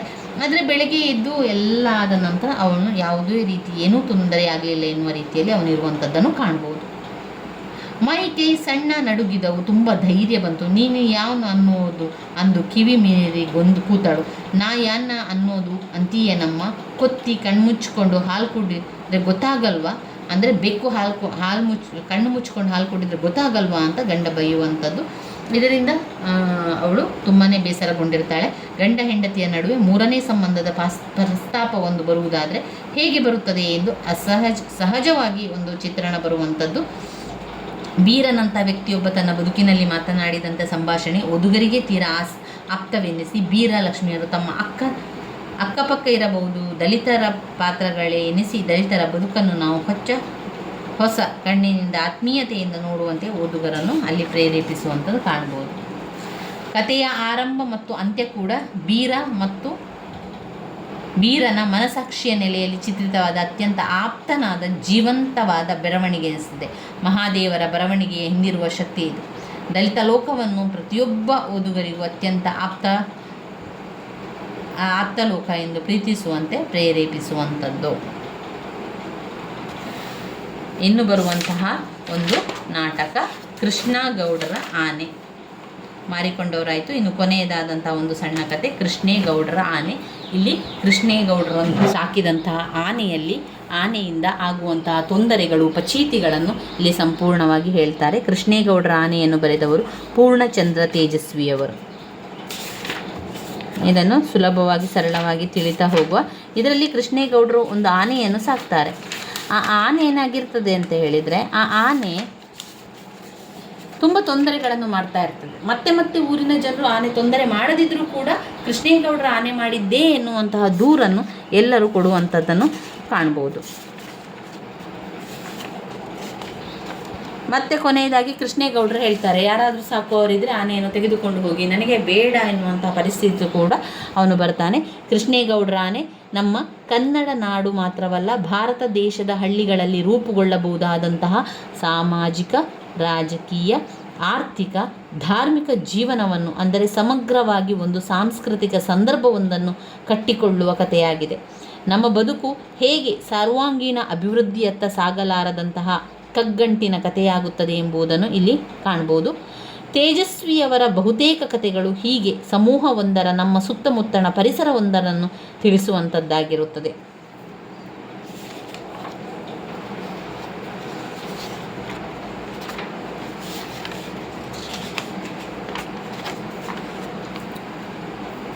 ಕೃಷ್ಣೇಗೌಡರ ಆನೆಯ ಒಂದು ಕಥೆಯ ಆಶಯವನ್ನು ನೋಡುವ. ಕೃಷ್ಣೇಗೌಡರ ಆನೆ ನಮ್ಮ ಕನ್ನಡ ನಾಡು ಮಾತ್ರವಲ್ಲ, ಭಾರತ ದೇಶದ ಹಳ್ಳಿಗಳಲ್ಲಿ ರೂಪುಗೊಂಡಿರುವಂಥ ಒಂದು ಸಾಮಾಜಿಕ, ರಾಜಕೀಯ, ಆರ್ಥಿಕ, ಧಾರ್ಮಿಕ, ಸಾಂಸ್ಕೃತಿಕ ಒಂದು ಕಥೆಯಾಗಿರುವಂಥದ್ದನ್ನು ಕಾಣ್ಬೋದಾಗಿದೆ. ಇಲ್ಲಿ ಮೂಡಿಗೆರೆ ಎಂಬಂತಹ ಹಳ್ಳಿಯಲ್ಲಿ ಮೂಡಿಗೆರೆ ಎನ್ನುವಂತಹ ಹಳ್ಳಿಯಲ್ಲಿ ಯಾವುದೇ ವಸ್ತು ಚಲಿಸಲಿ, ಯಾವುದೇ ಒಂದು ಮುರಿದು ಬೀಳಲಿ, ಅಂಗಡಿ ಒಂದು ಮುರಿದು ಬೀಳಲಿ, ಕೊಟ್ಟಿಗೆ ಒಂದು ಮುರಿದು ಬೀಳಲಿ, ಒಂದು ತಂತಿ ಮುರಿದು ಬೀಳಲಿ, ಒಂದು ತಂತಿಗಳ ನಡುವೆ ಸಿಲುಕಿದೆ ಮನುಷ್ಯನೊಬ್ಬ ಸಾಯುವಂತಹ ದುರ್ಘಟನೆ ಸಂಭವಿಸಲಿ, ಏನೇ ಕೂಡ ಆದರೂ, ಮನೆಯೊಳಗಿನ ಪೈಪು ಮುರಿದು ಹೋಗಲಿ, ಮನೆಯೊಳಗಿನ ಪೈಪಿನಲ್ಲಿ ನೀರು ಬರುವುದು ನಿಂತು ಹೋಗಲಿ, ಮನೆಯೊಳಗೆ ಅಟ್ಟದ ಮೇಲಿದ್ದ ಹಳೆಯ ಸೌದೆಯ ಕೊಡಲಿ ಒಂದು ಚಲಿಸಲು ಕೂಡ ಏನು ಕಾರಣ? ಕೃಷ್ಣೇಗೌಡರ ಆನೆಯೇ ಕಾರಣ ಅಂತ ಜನರೆಲ್ಲರೂ ಕೂಡ ಮಾತನಾಡುವಂಥದ್ದು ಅದು ಕೃಷ್ಣೇಗೌಡರ ಆನೆ ಅಂತ. ಒಟ್ಟಿನಲ್ಲಿ ಮೂಡಿಗೆರೆಯ ಜನರು ತಮ್ಮ ಬದುಕಿನ ಪ್ರತಿಯೊಂದು ಆಗು ಹೋಗುಗಳು ಆನೆಯನ್ನು ದೂಷಿಸುವಂಥದ್ದು ಅಲ್ಲಿ ಸರಿಯೇ ಸಾಮಾನ್ಯವಾಗಿತ್ತು. ಹಾಗೆಂದು ಗೌರಿ ಎಂಬಂಥ ಆ ಹೆಣ್ಣಾನೆ ಪುಂಡು ಆನೆಯಲ್ಲ. ಬೇಟೆಯಲ್ಲಿ ಹುಡುಗರಿಂದ ಹಿಡಿದು ದೊಡ್ಡವರವರೆಗೂ ಪ್ರತಿಯೊಬ್ಬರಿಗೂ ಆನೆ ಅಂದರೆ ತುಂಬಾ ಪ್ರಿಯವಾದ್ದು. ತನ್ನ ಜೀವನಕ್ಕಾಗಿ ಎಲ್ಲ ಥರದ ವ್ಯವಹಾರಗಳನ್ನು ಮಾಡಿ ಎಲ್ಲದರಲ್ಲೂ ಕೂಡ ನಷ್ಟ ಅನುಭವಿಸಿ ಸೋತ ನಂತರ ಕೃಷ್ಣೇಗೌಡರು ಘಟ್ಟದ ಕೆಳಗಿನ ಗುಳೂರು ಮಠದಲ್ಲಿ ಆನೆ ಒಂದು ಮರಿ ಹಾಕಿದ್ದನ್ನು ತಿಳಿದಂತಹ ಕೃಷ್ಣೇಗೌಡರು ಅಲ್ಲಿ ಆನೆಯ ಮರಿಯ ಬಳಿಗೆ ಹೋಗಿ ಅಲ್ಲಿ ಅವರ ಬಳಿ ಇದ್ದ ಆನೆಯನ್ನು ಗುಳೂರು ಮಠದವರಿಗೆ ಆ ಆನೆಯನ್ನು ಸಾಕುವುದಕ್ಕಿಂತ ಹೆಚ್ಚಾಗಿ ಅದರ ಮಾವುತನಾದ ವೇಲಾಯುಧನ ದುರ್ನಡತೆ ಸಹಿಸುವುದು ಅಸಾಧ್ಯವಾದುದರಿಂದ ಹೇಗಾದರೂ ಆನೆಯ ಮಾವುತನನ್ನು ಯಾರಿಗಾದರೂ ದಾಟಿಸಬೇಕೆಂದು ನೋಡುತ್ತಿದ್ದಾಗ ವೇಲಾಯುಧ ಮಠದಲ್ಲಿ ಮಾಡಿದ್ದ 4,5,000 ಸಾಲ ಹಿಂದಿರುಗಿಸಿದರೆ ಸಾಕು ಎಂದು ಕೃಷ್ಣೇಗೌಡನಿಗೆ ಆ ಆನೆಯನ್ನು ಕೊಟ್ಟಿರುತ್ತಾರೆ. ಇನ್ನು ಆ ಮಠದಲ್ಲಿ ಒಂದು ಆನೆ ಇರ್ತದೆ. ಆ ಆನೆಯನ್ನು ನೋಡಲಿಕ್ಕೆ ಆನೆಯ ಮಾವಾಟಿಕ, ಆನೆ ಮಾವಾಟಿಕ ಯಾರ್ಯಾಗಿರ್ತಾರೆ? ವೇಲಾಯುಧ ಆಗಿರ್ತಾನೆ. ಆ ವೇಲಾಯುಧನಿಗೆ ತುಂಬಾ ದುರ್ನಡತೆ ಇರ್ತದೆ. ಆ ದುರ್ನಡತೆಯಿಂದ ಎಲ್ಲರೂ ಕೂಡ ಬೈಯುವಂಥದ್ದೆಲ್ಲ ಕಾಣ್ಬೋದು. ಅಲ್ಲಿನ ಮಠದವರಿಗೆ ಒಮ್ಮೆ ಈ ಒಂದು ಆನೆಯನ್ನು ಎಲ್ಲಿಗಾದರೂ ಕಳಿಸಬೇಕು, ಅದರ ಜೊತೆಗೆ ಈ ವೇಲಾಯುಧನನ್ನು ಕಳಿಸಬೇಕು ಅಂತ ಇರ್ತದೆ. ಅಂತಹ ಸಂದರ್ಭದಲ್ಲಿ ಈ ಕೃಷ್ಣೇಗೌಡನು ಎಲ್ಲ ಕೆಲಸವನ್ನು ಮಾಡಿ ಸೋತಿರ್ತಾನೆ, ಎಲ್ಲದರಲ್ಲೂ ಕೈ ಸುಟ್ಟುಕೊಂಡಿರ್ತಾನೆ. ಇನ್ನೇನಾದರೂ ಒಂದು ಬಿಸ್ನೆಸ್ ಥರ ವ್ಯವಹಾರವನ್ನು ಮಾಡಬೇಕು, ಅಲ್ಲಿ ಒಂದು ಮಠದಲ್ಲಿ ಆನೆ ಇದೆ ಅಂತ ಹೇಳಿ ಆ ಮರಿ ಆನೆಯನ್ನು ನೋಡಿಕೊಂಡು ಮರಿ ಆನೆಯನ್ನು ಕೊಂಡುಕೊಳ್ಳಿಕ್ಕೆ ಹೋಗ್ತಾನೆ. ಅದರ ಜೊತೆಗೆ ಅದನ್ನು ನೋಡಿಕೊಳ್ಳುವಂಥ ವೇಲಾಯುಧನನ್ನು ಸಾಗಿಸಿ ಬಿಟ್ಟರೆ ಸಾಕು ಅಂತ ಮಠದವರಿಗೆ ಕೂಡ ಇರ್ತದೆ. ಅದೇ ರೀತಿಯಲ್ಲಿ ಗೌಡರು ಏನು ಮಾಡ್ತಾರೆ, ಕೃಷ್ಣೇಗೌಡರು ಆ ಆನೆಯನ್ನು ತೆಗೆದುಕೊಳ್ಳಲಿಕ್ಕೆ ಹೋಗ್ತಾನೆ. ಆ ಆನೆಯನ್ನು ಅಲ್ಲಿಂದ ಅವರು ಕೊಡ್ತಾರೆ. ಚಾರ್ಮಾಡಿ ಹತ್ತಿರ ದಟ್ಟ ಕಾಡನ್ನು ಸರಕಾರ ವಿಮ್ಕೋ ಕಂಪನಿಗೆ ಬೆಂಕಿ ಕಡ್ಡಿ ಮರ ಕಡಿಯಲು ಗುತ್ತಿಗೆಯನ್ನು ಕೊಟ್ಟಿರ್ತಾರೆ. ಚಾರ್ಮಾಡಿ ಹತ್ತಿರ ದಟ್ಟ ಕಾಡನ್ನು ಸರಕಾರ ಆ ಕಂಪನಿಗೆ ಬೆಂಕಿ ಕಡ್ಡಿ ಮಾಡಲಿಕ್ಕೆ ಗುತ್ತಿಗೆ ಕೊಟ್ಟಿರ್ತಾರಲ್ವ, ಆ ಕಣಿವೆಯ ಪಾತಾಳದಲ್ಲಿದ್ದ ಮರಗಳನ್ನು ಲಾರಿ ದಾರಿಗೆ ಸಾಗಿಸಲು ಆನೆಯಲ್ಲದೆ ಮತ್ತಾರಿಂದಲೂ ಸಾಧ್ಯವಿಲ್ಲ ಎಂದು ತಿಳಿದಿದ್ದ ಕೃಷ್ಣೇಗೌಡರು ಈ ಕಾಂಟ್ರಾಕ್ಟನ್ನು ತಾನೇ ವಹಿಸಿಕೊಳ್ತಾನೆ. ಯಾಕಂದರೆ ಈಗ ಆನೆ ಇದೆ, ಆನೆಯನ್ನು ಪಡೆದುಕೊಂಡ ಉದ್ದೇಶವೇ ಅಷ್ಟೇ. ಅವನು ಆ ಒಂದು ವ್ಯವಹಾರವನ್ನು ಮಾಡಲಿಕ್ಕೆ ಆನೆ ಬೇಕು. ಆ ಕಂದಕದಲ್ಲಿ ಬಿದ್ದಂತಹ ಮರಗಳನ್ನು ತೆಗೆದುಕೊಂಡು ಲಾರಿಗೆ ಹಾಕಬೇಕು ಅಂತಾದರೆ ಆನೆ ಬೇಕಾಗುವಂಥದ್ದು. ಆದ್ದರಿಂದ ಆನೆಯನ್ನು ಪಡೆದುಕೊಳ್ಳುವಂಥದ್ದು. ಲಾರಿಗೆ ಹಾಕಲಿಕ್ಕೆ ಆನೆ ಅಲ್ಲದೆ ಮತ್ತಾರಿಗೂ ಸಾಧ್ಯ ಇಲ್ಲ ಅಂತ ಕೃಷ್ಣೇಗೌಡರಿಗೆ ಗೊತ್ತಿದ್ದರಿಂದ ಕೃಷ್ಣೇಗೌಡ ಕಾಂಟ್ರಾಕ್ಟಿಗೆ ಒಪ್ಪಿಕೊಳ್ತಾನೆ. ಕೃಷ್ಣೇಗೌಡರ ಆನೆಯನ್ನು ಕೊಂಡುಕೊಂಡು ವೇಲಾಯುಧನ ಸಂಸಾರ ಸಮೇತ ಅವರ ಜವಾಬ್ದಾರಿಯನ್ನು ಹೊರಲು ಕಾರಣ ಇದೇ ಆಗಿರ್ತದೆ. ಕೃಷ್ಣೇಗೌಡ ಆನೆಯನ್ನು ಕೊಂಡು ತಂದಾಗ ಅವನು ಮುಳುಗುವುದನ್ನು ಶತಸಿದ್ಧ ಎಂದು ಹಳ್ಳಿಯ ಜನರೆಲ್ಲರೂ ಭಾವಿಸಿದ್ದು. ಆನೆಯನ್ನು ಖರೀದಿ ಮಾಡಿದ್ದಾನೆ, ಇದರಿಂದ ಅವನು ಏನು ವ್ಯವಹಾರ ಮಾಡ್ತಾನೆ, ಅವನು ಮುಳುಗುವುದಂತೂ ಖಂಡಿತ. ಇಷ್ಟೆಲ್ಲ ಕೆಲಸಗಳನ್ನು ಮಾಡಿದ್ದಾನೆ, ಯಾವ ಕೆಲಸದಲ್ಲೂ ಮೇಲೆ ಬರದಂತಹ ಕೃಷ್ಣೇಗೌಡನು ಈ ಮರವನ್ನು ಸಾಗಿಸುವಂತಹ ಕೆಲಸ ಇದರಲ್ಲಿ ಅವನು ಮೇಲೆ ಬರ್ತಾನ? ಇಲ್ಲ, ಅವನು ಖಂಡಿತವಾಗಿ ಮುಳುಗಡೆ ಹೊಂತಾನೆ ಅಂತ ಜನರೆಲ್ಲ ಮಾತನಾಡಿಕೊಳ್ತಾರೆ. ಆದರೆ ಜನರು ಎಲ್ಲರೂ ಮಾತನಾಡಿದ್ದಂತಹ ವಿರುದ್ಧವಾಗಿ ಈ ಒಂದು ಪರಿಸ್ಥಿತಿ ಉಂಟಾಗ್ತದೆ. ಅದು ಕೃಷ್ಣೇಗೌಡರು ದಿನದಿಂದ ದಿನಕ್ಕೆ ಒಳ್ಳೆಯ ಹೆಚ್ಚಿನ ಹೆಸರನ್ನು ಗಳಿಸ್ತಾನೆ, ಹಣವನ್ನು ಗಳಿಸ್ತಾನೆ. ಮಠದಲ್ಲಿ ಒಣಹುಲ್ಲು ಮೊಸರನ್ನು ತಿಂದು ಸೊರಗಿದ್ದಂಥ ಆನೆಗೆ ಕೃಷ್ಣೇಗೌಡ ಕಾಡಿನ ಬಯನೆ ಸೊಪ್ಪು, ಹಸಿ ಹುಲ್ಲು, ಹಿಂಡಿ, ಬೆಲ್ಲ, ಗೆಣಸು ಕೊಟ್ಟು ಆನೆಯನ್ನು ಪಗಡುದಸ್ತಾಗಿ ಸಾಕ್ತಾನೆ. ಆನೆ ಕೂಡ ಕಾಡಿನಲ್ಲಿ ಮರಗಳನ್ನು ಸಾಗಿಸುವ ಕೆಲಸವನ್ನು ಮಾಡುತ್ತಾ ಕೃಷ್ಣೇಗೌಡರಿಗೆ ಒಳ್ಳೆಯ ಲಾಭವನ್ನು ತರುವಂತೆ ಮಾಡ್ತದೆ, ಒಳ್ಳೆಯ ಲಾಭವನ್ನುಂಟು ಮಾಡ್ತದೆ. ಆದರೆ ಆನೆ ಒಂದು ಪಟ್ಟಣದಲ್ಲಿ ದನ ಕರುಗಳು ಸಾಕಿದಂತೆ ಆನೆಯನ್ನು ಕೂಡ ಸಾಕುವಂಥದ್ದು ಕೃಷ್ಣೇಗೌಡರು ಸಾಕ್ತಾ ಇದ್ದ.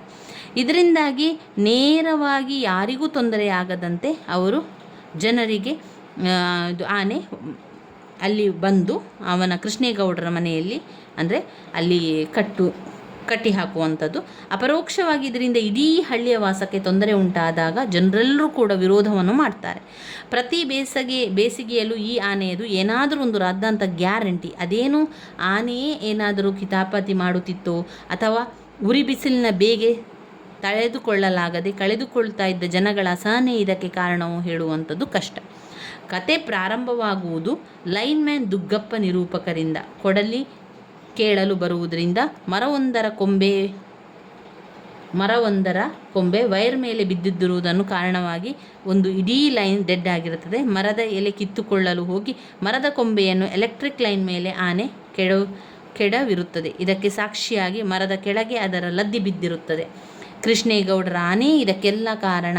ಮೂಡಿಗೆರೆ ಪೇಟೆಯಲ್ಲಿ ಲಂಗು ಲಗಾಮಿಲ್ಲದೆ ದನಕರುಗಳ ರೀತಿಯಲ್ಲಿ ತಿರುಗಿಕೊಂಡಿರುವಂಥದ್ದು ಆನೆ ಕೃಷ್ಣೇಗೌಡರದ್ದು. ಅದು ದಾರಿಯ ಪೆಟ್ಟಿಗೆ ಅಂಗಡಿಗಳನ್ನೆಲ್ಲ ಹಣ್ಣು ಖರ್ಚಾದ ಬಾಳೆಗೊನೆಗಳ ದಿಂಡು, ಸಿಪ್ಪೆ, ಜಜ್ಜಿದ ಹಾಳಾದ ಹಣ್ಣುಗಳನ್ನು ಅದಕ್ಕೆ ಕೊಡಲು ಇಟ್ಟಿರುತ್ತಾರೆ. ಆದರೆ ಆನೆ ಕಾಯಮ್ಮಾಗಿ ಎಲ್ಲ ಪೆಟ್ಟಿಗೆ ಅಂಗಡಿಗಳ ಬಳಿಗೂ ಹೋಗಿ ಅವನ್ನೆಲ್ಲ ಸೊಂಡಿಲಿನಲ್ಲಿ ತಗೊಂಡು ತಿನ್ನುತ್ತಿತ್ತು. ಒಮ್ಮೆ ರಹಮಾನ್ ಸಾಬಿಯ ಪೆಟ್ಟಿಗೆ ಅಂಗಡಿಯನ್ನು ಆನೆ ದೂಡಿ ಬೀಳಿಸ್ತದೆ ಎಂದು ರೆಹಮಾನ್ ಸಾಬಿ ದೊಡ್ಡ ಗಲಾಟೆಯೇ ಎಬ್ಬಿಸ್ತಾನೆ. ಕೃಷ್ಣೇಗೌಡ ತನ್ನ ನಷ್ಟವನ್ನು ಕಟ್ಟಿಕೊಳ್ಳಬೇಕೆಂದು ಅವನ ಗಲಾಟೆ.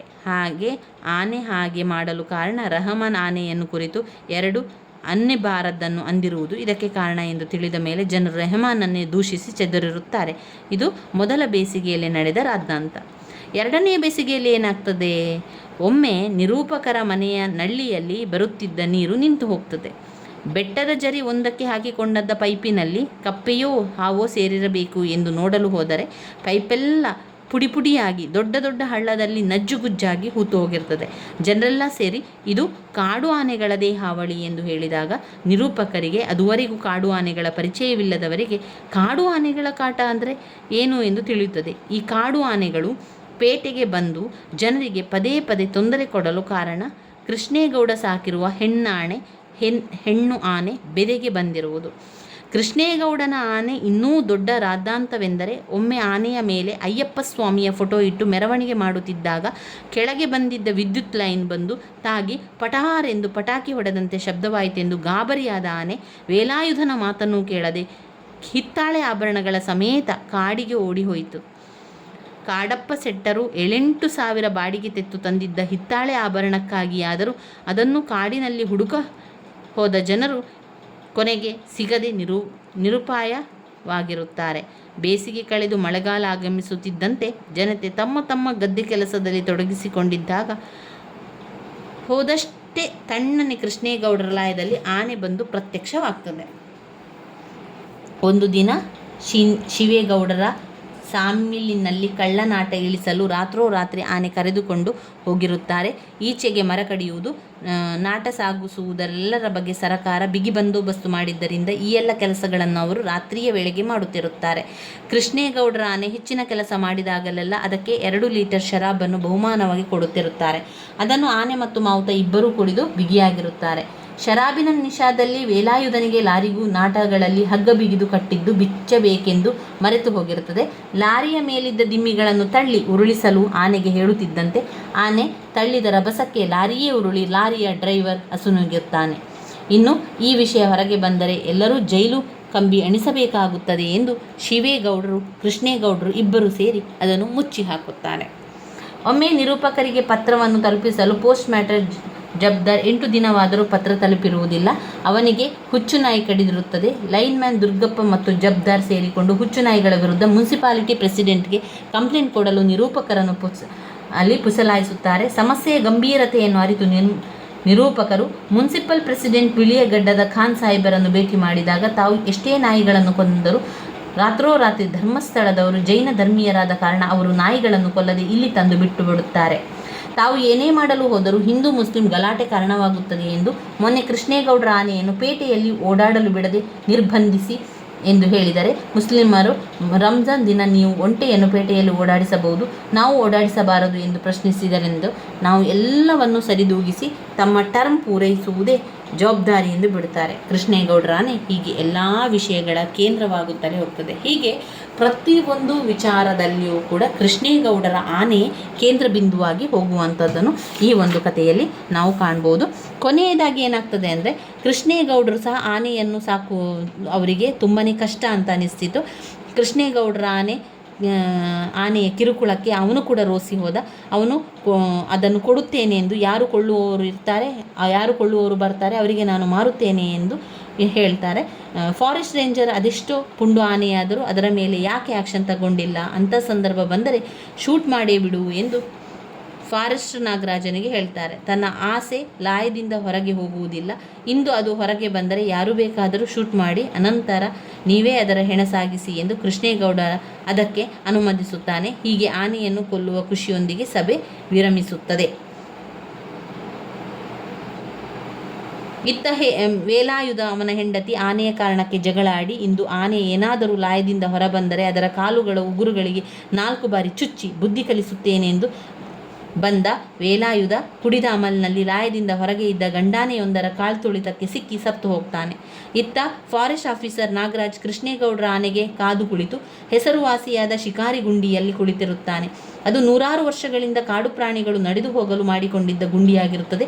ತಮಿಳುನಾಡಿನ ಮಧುಮಲೈನಿಂದ ಮಹಾರಾಷ್ಟ್ರದವರೆಗೆ ಹಬ್ಬಿರುವಂತಹ ಈ ಕಾಡಿನಲ್ಲಿ ಕಾಡು ಪ್ರಾಣಿಗಳು ಸಹ್ಯಾದ್ರಿ ಕಾಡಿನುದ್ದಕ್ಕೂ ವಲಸೆ ಹೋಗಲು ಮಾಡಿಕೊಂಡಿದ್ದ ಹೆದ್ದಾರಿ. ಆದ್ದರಿಂದ ಕೃಷ್ಣೇಗೌಡರ ಆನೆ ಅಲ್ಲಿ ಬಂದೇ ಕಾಡಿಗೆ ಹೋಗುತ್ತದೆ. ಕಾಡಿಗೆ ಹೋಯಿತು ಎಂದು ಸುದ್ದಿ ತರುತ್ತದೆ. ಅದನ್ನು ಕೊಲ್ಲದೆ ಹಿಂದಿರುಗಿದ ರಾಮಪ್ಪನಿಗೆ ಉಗಿದು ತಾನೊಬ್ಬನೇ ಆನೆ ಹೋದ ಕಾಡಿಗೆ ಹೋಗಿ ಕಣ್ಮರೆಯಾಗಿ ಹೋಗ್ತಾನೆ. ಈ ಘಟನೆಯ ನಂತರ ಮೂಡಿಗೆರೆಯಲ್ಲಿ ಮತ್ತೆ ಯಾರ ಕಣ್ಣಿಗೂ ನಾಗರಾಜನ ಶವ ಕೂಡ ಕಾಣದಂತೆ ಕಣ್ಮರೆಯಾದ ಎಂದು ವಿವರದೊಂದಿಗೆ ಇಲ್ಲಿ ಕತೆ ಮುಕ್ತಾಯವಾಗುತ್ತದೆ. ಇವಿಷ್ಟು ಕೃಷ್ಣೇಗೌಡರ ಆನೆ ಅಲ್ಲಿ ಬಂದಿರುವಂತಹ ವಿಚಾರ ಆಗಿದೆ. ಒಮ್ಮೆ ಅರ್ಥಗಳನ್ನು ನೋಡ್ಕೊಳ್ಳಿ. ಮೋಹರ, ಯುದ್ಧ, ಕಿರೀಟ, ಪೇಟ, ಚಾಪ, ಬಿಲ್ಲು, ಮಜ್ಜನ, ಸ್ನಾನ, ಸುವರ್ಣ, ಚಿನ್ನ, ನೂಲು, ದಾರ, ನಾಯಿಯಿಂದ ಕ್ಷೌರಿಕ, ಪಳ್ಳಿ, ಹಳ್ಳಿ, ಮೂಡಣ, ಪೂರ್ವ, ಹೈದ, ಹುಡುಗ, ಕೊತ್ತಿ, ಬೆಕ್ಕು, ಘಟ, ದೇಹ, ಕೃಷೆ, ಬಾಯಾರಿಕೆ, ತುರಗ, ಕುದುರೆ, ಹಚ್ಚಡ, ಹೊದಿಕೆ, ಗೆಡೆ, ಸ್ನೇಹ, ಇಶಾರಣೆ, ವಿಚಾರಣೆ, ಲಘುತ್ವ, ಸಣ್ಣತನ, ಪಡಖಾನೆ, ಸಾರಾಯಿ ಅಂಗಡಿ, ಪಳ್ಳಿ, ಹಳ್ಳಿ, ಕೊತ್ತಿ, ಬೆಕ್ಕು, ನೆಪ್ಪು, ನೆನಪು, ಕೈನೆ, ದಾಸಿ, ತುರಂಗ, ಕುದುರೆ, ನನ್ನಿ, ಸತ್ಯ, ಸೂಳ್, ಸರದಿ, ಬದಂಗಂ, ಕ್ಷುದ್ರ ಸೇವಕ, ಬೆಂತರ, ಪಿಶಾಚಿ, ಬಾಳಂದ್ರೆ ಕತ್ತಿ. ಇವಿಷ್ಟು ನಮ್ಮ ಸಣ್ಣ ಕಥೆಗಳು ಮತ್ತು ಅರ್ಥಗಳ ಒಂದು ಪರೀಕ್ಷೆಯ ಅಂತಿಮ ತಯಾರಿ ಆಯಿತು. ಇನ್ನು ನಾವು ಪ್ರಾಚೀನ ಕನ್ನಡ ಕಾವ್ಯ ಆಯಿತು, ಸಣ್ಣ ಕಥೆಗಳಾಯಿತು.